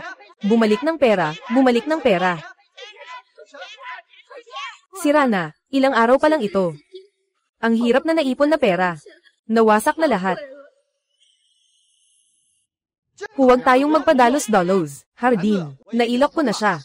Tungkol dito, siguradong magbibigay ako ng paliwanag sa lahat, para sa inyo. Ngayon, umalis na muna kayong lahat. B.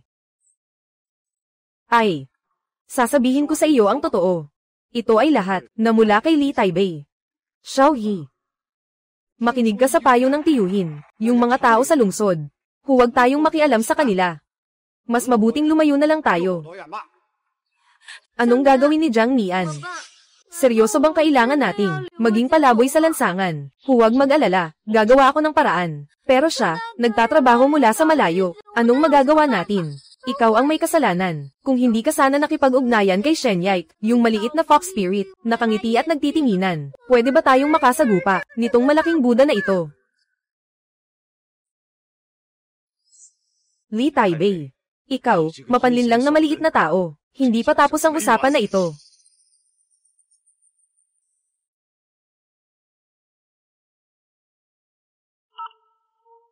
Hoy, Ate Kyuning. Sinaktan ako ni Li Taibei. Kailangan ko ang tulong mo. Hindi pa tapos ang bagay na ito.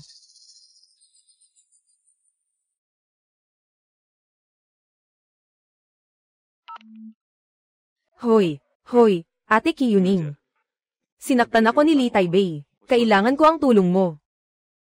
Madali lang ang pagtulong sa'yo. Gamitin ang tamang punto. Ang pinakamainam na paraan ay direktang putulin ang kanyang daan pabalik. Pero sa pamilya Shu, tao lang na may lolo ng ganitong koneksyon. Bukas papasok na ako sa lungsod. Mag-ayos ka ng oras. Dalhin mo si lolo sa Yiyuantang. Sige, ako na ang bahala. Kung talagang magagamot mo ang sakit ni lolo, anumang gusto mong ipagawa, ayos lang sa akin. Kapatid na si Kyuning, ikaw na bahala. Madaling mahilo, wala pang kasiguraduhan. At para kay lolo mo, nagtatrabaho ng husto para sa'yo. Salamat sa pagtulong.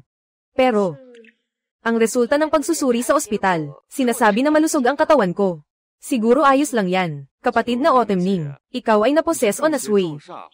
Hindi sakit yun. Paano kaya nila malalaman? Ay, tama na. Yung yellow paper talisman na binigay ko sa'yo. Kumusta na ang suot mo na? Talagang mas mabuti na ang pakiramdam. Ngunit nitong mga nakaraang araw, may mga dagdag na, itim na tuldok sa papel. Ano ang nangyari dito? Tama nga. Ngayon ay maaari na akong siguraduhin ng 100% ang sanhi ng sakit. Hintayin mo akong dumaan para tulungan kang alisin ito. Jiang Nian.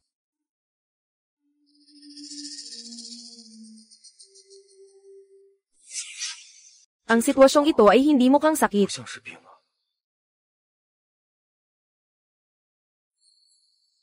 Tama nga. Katulad ng sitwasyon ni Ate Kyuning, pati na mas malala pa. Jiang Nian. Kumusta? May tiwala ka ba? Gumamit na ng Mingmang Shenjing. Bakit hindi pa rin gumaganda ang kalagayan ng lolo? Susubukan ko.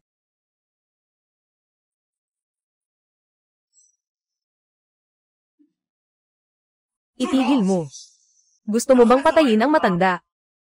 Saan ka nang galing, batang walang modo? Ang teknik ng karayom na ito ay parang paglalakad sa tali sa bangin. Kapag nagkamali, hindi ba't mamamatay ang matanda? Tumahimik ka na.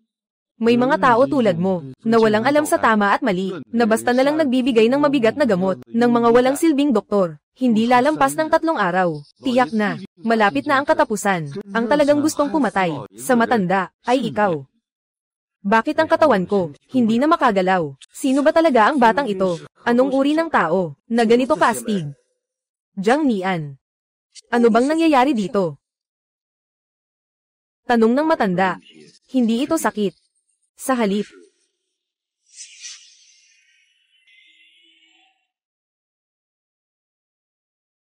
ang paglipat ng kanli at ang negatibong enerhiya ay nagbabanggaan. Ang feng shui ng tindahan mo, may problema, Ang feng shui ng tindahan mo, may problema, feng shui. Pero, ang ayos ng Yiyuantang, tanda ko parang, palaging ganito. Kaya tama iyon. Ito ay 3 anino na nagtipon ng masamang espiritu. Talagang may patuloy na masamang espiritu. Ngayon ay nasa pinakamabigat na lugar ng masamang espiritu. Sa timog kanlurang bahagi, kapag nagtipon-tipon ang lahat ng yin, hindi lalabas ang yang. Kapag tumagal, tiyak na magdudulot ito ng backlash. Hindi lang ikaw, lolo mo. Kahit ikaw, ay nakaranas ng kapahamakan. Sa tingin ko, ang iba mong mga kamag-anak, ay nakaranas din ng iba't ibang antas. Kalbaryo na siguro. Matanda na matagal nang pumanaw ang mga magulang ko. Matagal na silang pumanaw. Ang tiyo ko ay nagka-Parkinson. Nawalan siya ng kontrol sa ibabang bahagi ng katawan. At ang lola ko naman Simula ng aksidente sa sasakyan, nawalan siya ng malay at baliw na. Nasa mental hospital na, matagal na. Kaya ba't ganito lahat? Dahil sa gintong palaka. Siyempre. Jiang Mian. Anong gagawin natin? Lolo, hindi naman talaga majay gising ang lolo, di ba? Huwag kang mag-alala, Ate Kiyuning. Kapag nabasag ko na ang kanyang masamang espiritu, at nakapagbigay ng kaunting karayom, tiyak na majay gising ang matanda, muli. Ang iyong tanong, maaari rin itong malutas. Nakakatawa. Ang insekto, ay pundasyon ng yaman at swerte. Kung sira mo ito, ang pamilya ni Shu ay tiyak na masasagasaan.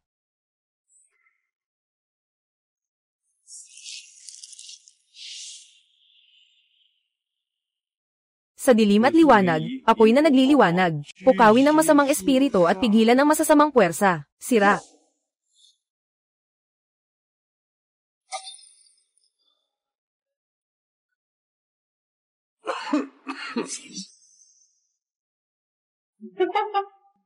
Katarungan, katarungan talaga. Kapag bumagsak ang Golden Toad na ito, lahat kayo, pamilya Shu, lahat kayong mamamatay. Lolo, lolo, lolo. Lolo, lolo, lolo. Anong gagawin ni Jiang Mian? Baka may mangyari sa palakol. Huwag mag-alala, nandito ako, hindi magkakaroon ng problema ang matanda.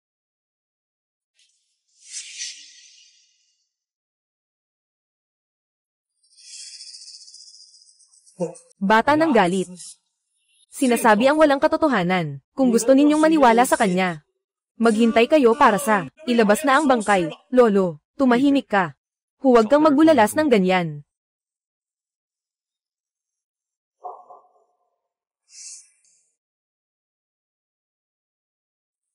Ha?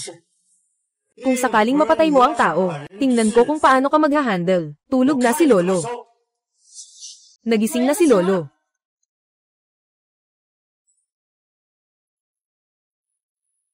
Hayop. Nakita ka lang, nakakainis na. Noong araw, kung hindi ka lang nagbigay sa akin ng gamot ng walang utos, hindi sana ako ganito. Nakahiga sa kama na parang tanga, ng ganitong katagal. Tao, ihila mo siya sa akin. Saktan mo ng mabuti. Kung hindi, hindi mawawala ang galit ko. Mahal na Ginoo, pakiusap, pakiusap. Magpadala ka ng tao para alamin. Tungkol sa gintong palaka. Hindi ito dapat matapos dito. Oo. Napakabuti ng lolo. Sa wakas ay gumaling ka na. Tama nga. Ito si Jiang Mian. Siya ang nagpagaling sa iyong sakit. Nagawa niya iyon. Oo, sa murang edad. Ang husay mo sa medisina. Tama, ang galing talaga. Kung mapagsasama mo lang siya at sininga. Sa isang relasyon. Di ba't magiging matatag ang negosyo ng pamilya ko, sa ganitong paraan? Xiaohi, ikinasal ka na ba? Hindi pa, wala pa, talaga hahaha. Napakabuti talaga. Si Xiaohi. Walang ibang paraan upang makabawi sa iyong kabutihan. Kung gayon, ay aasawa ko ang aking mahal na apo. Sa iyo, ayos ba? Lolo. Anong sinasabi mo? Ayoko talagang magpakasal. Ginoo. Naiintindihan ko ang iyong magandang intensyon, ngunit hindi ito ang aking layunin. Tungkol sa kasal na ito, natatakot akong hindi ko ito kayang tanggapin. HMM. Sige. Mayroon ka pang ibang kahilingan. Huwag mag-atubiling sabihin, Ginoo. Kailangan ko lang ang tulong mo sa usaping Li Taibei. Madali lang yan.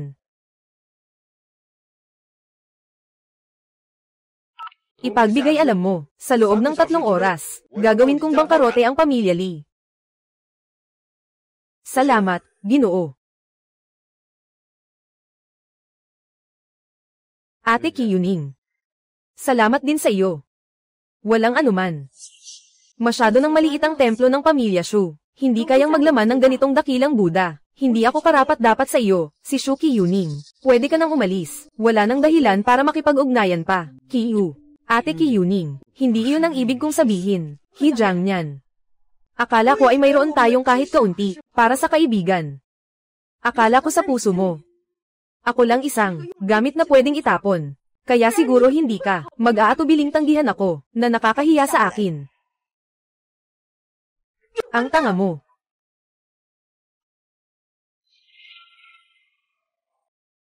Ate Kyuning.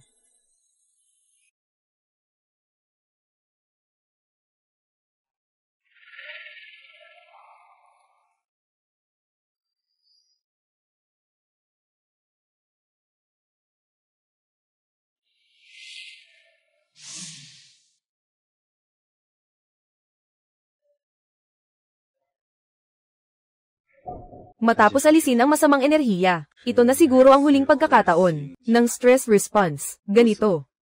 Magsagawa ng paggamot gamit ang herbal na sabaw. Ate Kyuning, tiyak na makakabawi ng lubusan.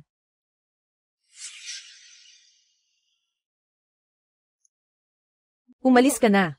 Ayaw kong magpanggap kang mabait. Hindi ko sinasadyang gawin iyon. Humihingi ako ng tawad sa'yo. Hindi na kailangan.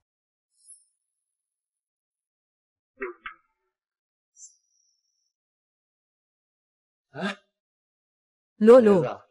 Xiaoyi. Inaalagaan mo si Ninga buong araw. Salamat sa iyong pagod. Kumain ka ng merienda. Sige.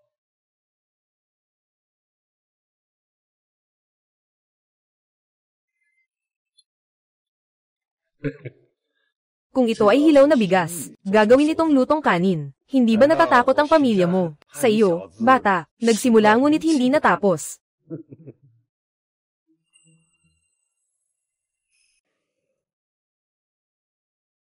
Ate Kyuning, kahit na magalit ka sa akin, kailangan mo pa rin kumain. Sa wakas, mahalaga ang kalusugan. Ang merienda ay sa bahay namin. Anong kinalaman mo dito?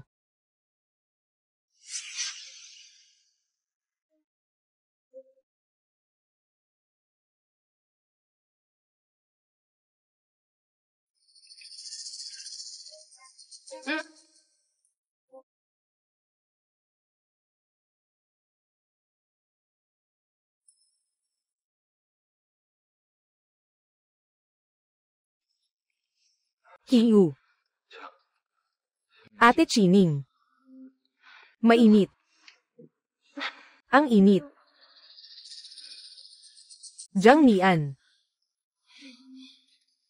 Tulungan mo ako.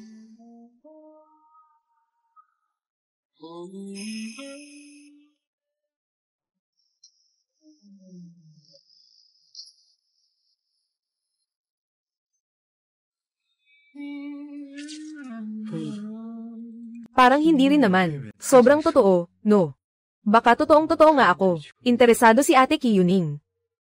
Ay, kalimutan na lang. Mas mabuting umuwi na lang tayo. Naghihintay sa akin si Hipag. Oy, Xiaoyi. Naghahanda ka ng umuwi. Oo, Ginoo. Tungkol kay Li Taibei. Salamat sa tulong mo. Tungkol sa Gintong Palaka, may mga lead na tayo.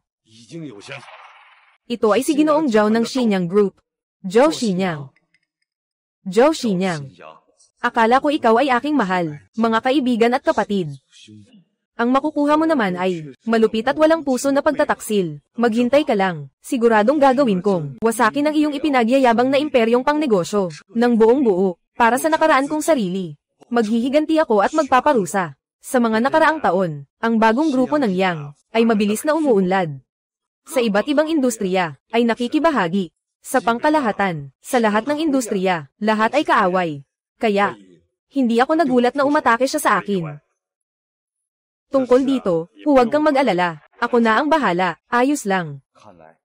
Kahit na para talunin si Zhao Xinyang, kailangan kong magpalawak agad ng aking negosyo. Ninga, ihatid mo si Xiaoyi pabalik. Kayong mga bata pa, sa araw-araw, magkausap-kusap kayo para sa relasyon, Lolo. Sobrang naman si Lolo. Kahit isang mangkok ng bird's nest, ibinenta ang sarili niyang apo, na babae. Tara na. Mali ba ang aking pakiramdam? Bakit parang isang gabi lang ang lumipas? At parang nagbago si Ate Kyuning. Parang ibang tao na siya. At may dagdag pang ilang bagay. Hindi maipaliwanag na alindog. Parang isang hinog na peach.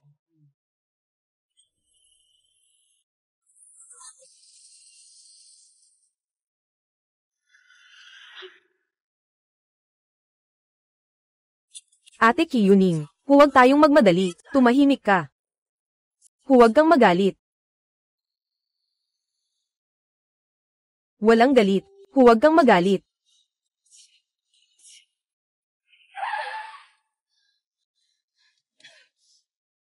Bakit ka tumangging magpakasal? Si Sister Kyuning, ako, nagtanggi ako sa kasal, pero mali pa nga, hindi ka ba talaga gusto makasama sa akin sa kasal? Ikaw. Wala kang alam sa kahit ano. Hijang niyan, kahit na gusto mong makasama kita. Dapat ay may dignidad, hindi ko papayag ang ituring akong parang bagay, na itatapon mo sa kama, at bastyusin ng walang habas, lalo na noong nakaraang gabi nang. Tanggihan mo ako sa harap ng lahat, hindi ko tatanggapin ang ganitong paglapastangan sa aking dangal. Na-breakdown ang sasakyan sa daan. Magpadala ka ng tao para kunin ako. Ate Kyuning, pumalis ka, huwag kang sumunod sa akin. Hey, Ate Kyuning, Ate Kyuning. Hey, Ate Kyuning. Ate Kyuning, okay ka lang ba? Talagang sa mga pagkakataong ganito, sunod-sunod ang mga problema. Siyempre, kasalanan mo, ayos lang, kasalanan ko nga. Sinasabi mo, ayaw mo talagang magpakasal, ayaw na, hindi na ako tatutol. Mas mabuti na yan. Gao Jiang yan, tandaan mo yan. Kung susubukan mong saktan ako, papatayin kita sa angkan. Bakit naging lalong bata si Kyuning? Sige na. Mas mabuting umuwi na tayo sa baryo at dalhin ito. Sabihin mo sa kapatid na babae ang magandang balita, Ate Kyuning.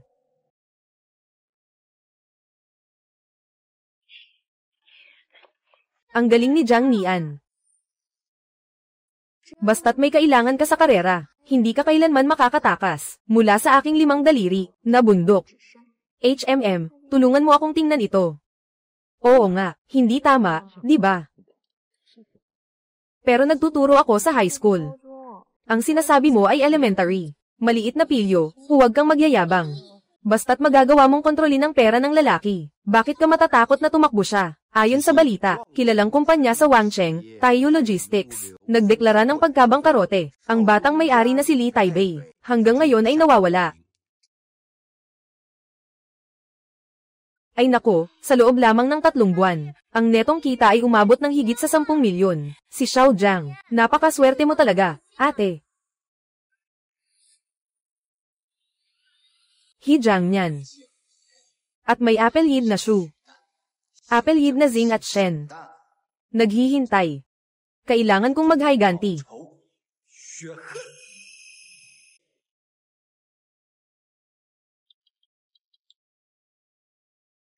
Hoy! Ginoong Zhao. Pakitulungan mo ako. Basta makamit ko lang ang aking paghihiganti, handa akong gawin ang kahit ano.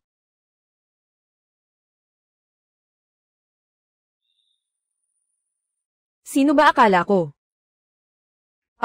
Ito pala yung daga na dati kong itinapon sa kanal, na ngayon ay bumangon na muli, at tinulungan pa ang pamilya HSU na masira. Natulungan silang masira, gumastos ako ng milyon-milyon, para sa feng shui na inarkila ng master. Sige. Maganda. Dahil nahanap ko na ito. Kailangan mong maging handa sa posibleng gantihan. Putulin mo ang kanilang supply chain. Gusto kong gawing wala siya sa lahat. Oo.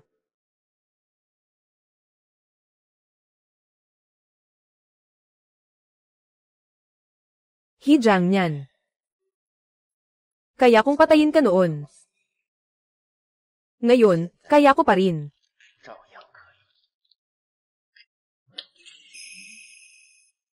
At si Shuya Niang, yung matandang iyon.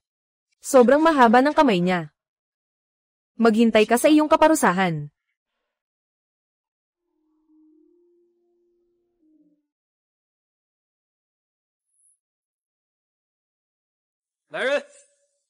Huliin mo ang maliit na masamang babae na si Shenyai. Huliin mo siya.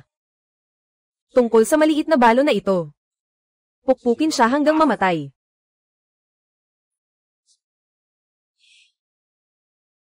Tingnan ko kung sino ang may lakas ng loob na dalhin siya.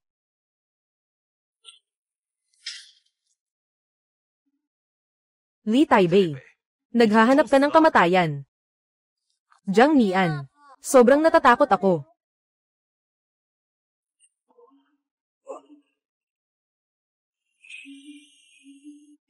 Bakit ka pa rin nagsusugal dito? Ang babala tungkol sa pagbagsak ng pamilya Shu. Hindi ba sapat? Talagang gusto mong mamatay, no? Ha ha ha. Pamilya Shu. Gusto mo bang umasa pa, kay Shu Qiyuning? Magising ka na, Shu pamilya. Ngayon, hirap na kayo. Wala na ang iyong sandalan. Anong ibig mong sabihin? Nakakatawa, malaking pamilya ang Shu. Huwag kang magpanggap dito. Kapag dumating na si Ate Qiyuning, tiyak na magbabayad ka ng mahal na halaga. Jiang Nian. Sabi nga ni Cao, andyan na si Qiyu. Jiang Nian, may nangyari kay Lolo. Malubha ang kanyang kalagayan. Mukhang hindi na siya makakaligtas. Anong nangyari?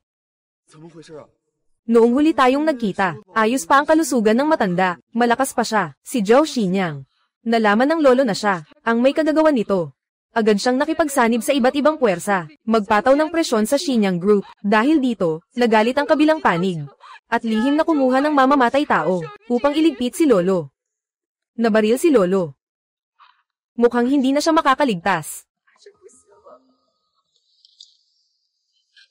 Lolo. Xiaoyi, pangako mo sa akin. Tiyak na tutulungan si Ninga na pangalagaan ang yaman ng pamilya Shu. Lolo. Lolo, huwag. Lolo, magising ka.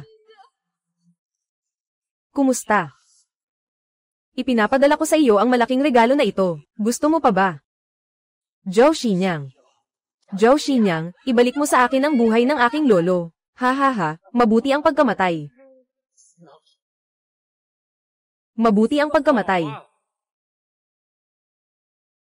Nawalan na ng dangal ang pamilya Li.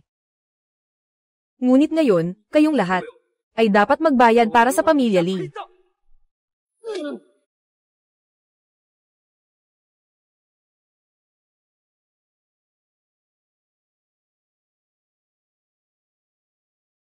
Sampain si Zhao Xinyang.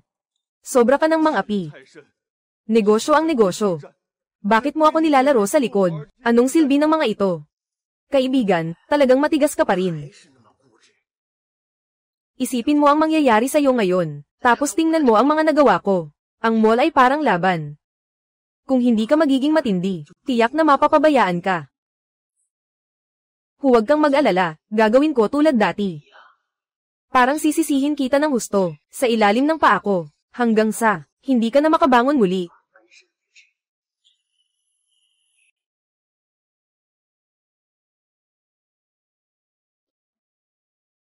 Zhao Xinyang.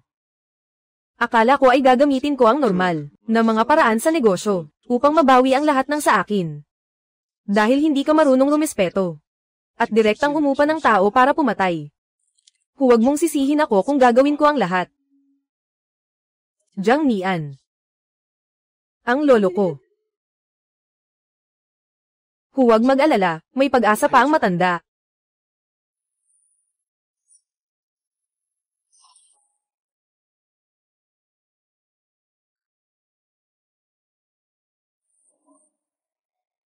Shang. Kaya. Ate Qiyuning. Ingatan ninyo ang matanda. Babalik agad ako. Jiang Nian. Gising na ang Ginoo. Ano? Lolo.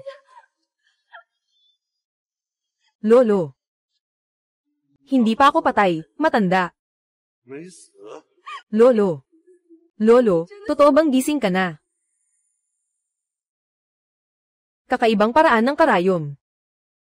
Baka ito ay isang kaalaman na matagal nang nawala, na kayang buhayin ang mga patay at mga buto, na pinakamataas na sining ng karayom, pagsusuri ng 9 na karayom.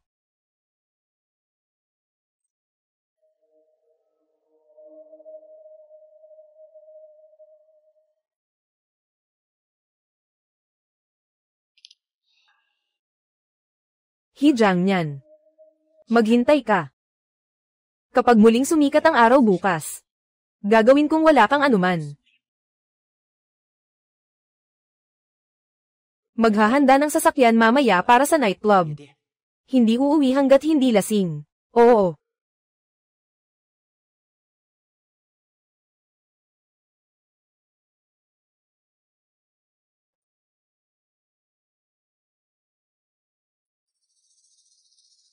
Zhou Xinyang. Palagi kang mayabang at mapagmataas. Kaya mong itago ang mga ebidensya ng iyong krimen sa ilalim ng iyong sariling ilong. Sa pagkakataong ito, hindi na magiging kasiyahan ang kasalanan, kundi ang hatol ng batas. Dahil sa mga ebidensyang ito,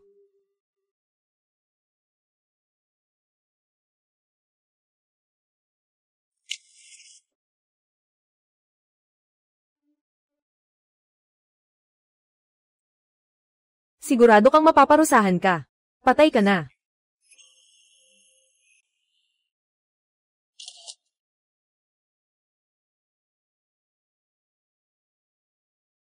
Zhou Xinyang. Maghintay ka na lang na maparusahan ka. Si Zhou Xinyang ay nanakit ng kanyang kasosyo, nabunyag ang kanyang madilim na nakaraan. Maaaring bumagsak ang kanyang imperyong pangkalakalan.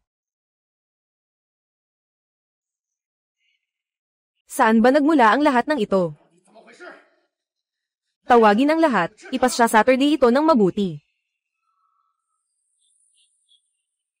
Si Zhou Xinyang, maghintay ka sa iyong pagkakabuwal. Siya iyon. Sumpa, He Jiangnian. Kailangan kitang durugin sa pira-piraso. He Jiangnian. Dahil hindi mo ako binigyan ng kahit kaunting pagkakataon, kaya't magkasama tayong babagsak.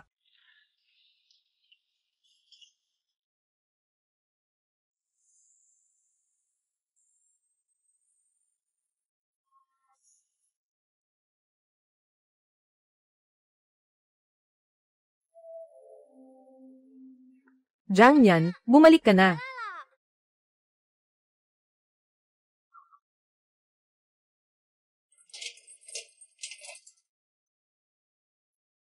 Jiang. He Jiangnian. Sinira mo ang kalahating buhay kong pagsisikap. Papatayin ko ang iyong tagapagligtas. Para magsisi ka habang buhay. Ate, nandito na ako.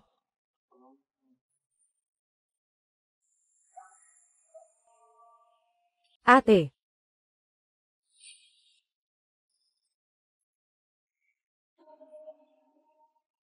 Zhou Xinyang, hinahanap mo ang kamatayan.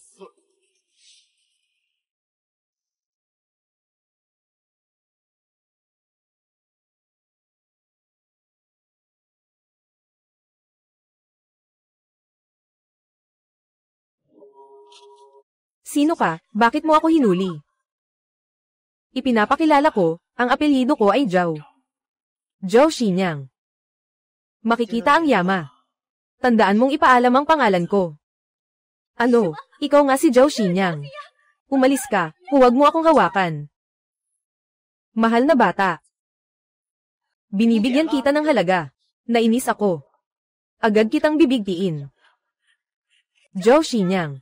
Ikaw ang dahilan noon. Si Jiang Nian ay nagdusa ng ilang taon. Ngayon, muling sinisira mo ako. Bakit napakamasama mo? Masama. Ha ha ha. Lahat ng humadlang sa akin. Dapat mamatay.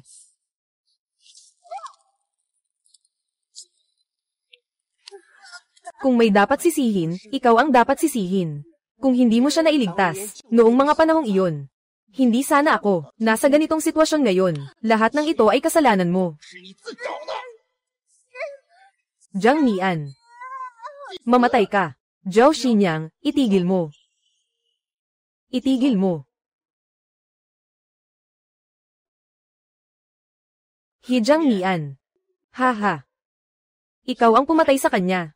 Dalhin mo ang panghihinayang na ito, at dalhin ito sa buong buhay mo. Ha ha ha. Zhou Xinyang, mamatay ka na.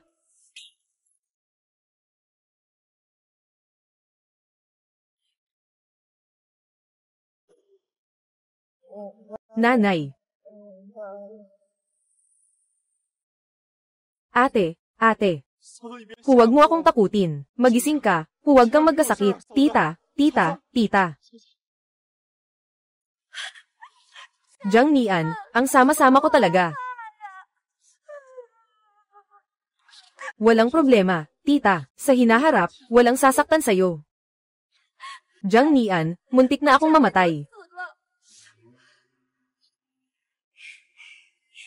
Matapos maranasan ang kamatayan, lahat ng ito ay hindi na gaano kahalaga, basta't makalipas ang lahat, kasama si Jiang Nian.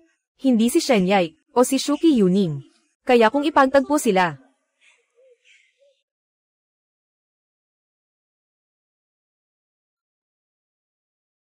Walang anuman, maganang pakiramdam, HMM, maging isang malayang doktor sa nayon. Masaya. Pupunta si Jiang Nian mamaya ng gabi. Kumusta naman ang bahay namin? Sabi mo tutulungan mo akong gumawa ng lesson plan. 3 beses mo na akong niloko. Ngayon gabi, pipili tayo ng madaling gawin para mag-practice. Ito, hindi yata maganda, oh. He Jiang Nian, kailangan mong sumama sa akin ngayong gabi, para mag-ehersisyo. Walang paraan na makakasama mo ang babaeng ito, para sa mga sweet moments. Ako, Jing Muden. Huwag kang mag-imbento. Hindi naman si Jiang Nian gay. Ikaw lang mag-isa. Bakit mo pipigilan ang kanyang kalayaan? Akin ito. Akin. He Jiang Nian. Ako'y buntis. Bahala ka na sa desisyon mo. Sister Qi Yuning, ikaw na.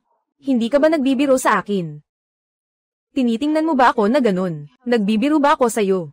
Bakit mo gustong tapusin agad? Ipaliwanag mo. Kuya Jiang, sobra ka na talaga. Tahimik ka lang, tapos, nagkaanak ka kasama si Jian Nian. Ikaw ay mababa, hindi ko ito. Aba. Nangyari ba talaga ang lahat noong gabing iyon? Noong gabing iyon. Tungkol sa akin. Naisip ko lang ang tungkol sa nayon. May mga pasyente pang kailangang gamutin. Mag-usap muna kayo. He Jiang Nian, tumigil ka dyan. Huwag kang magtangkang tumakas.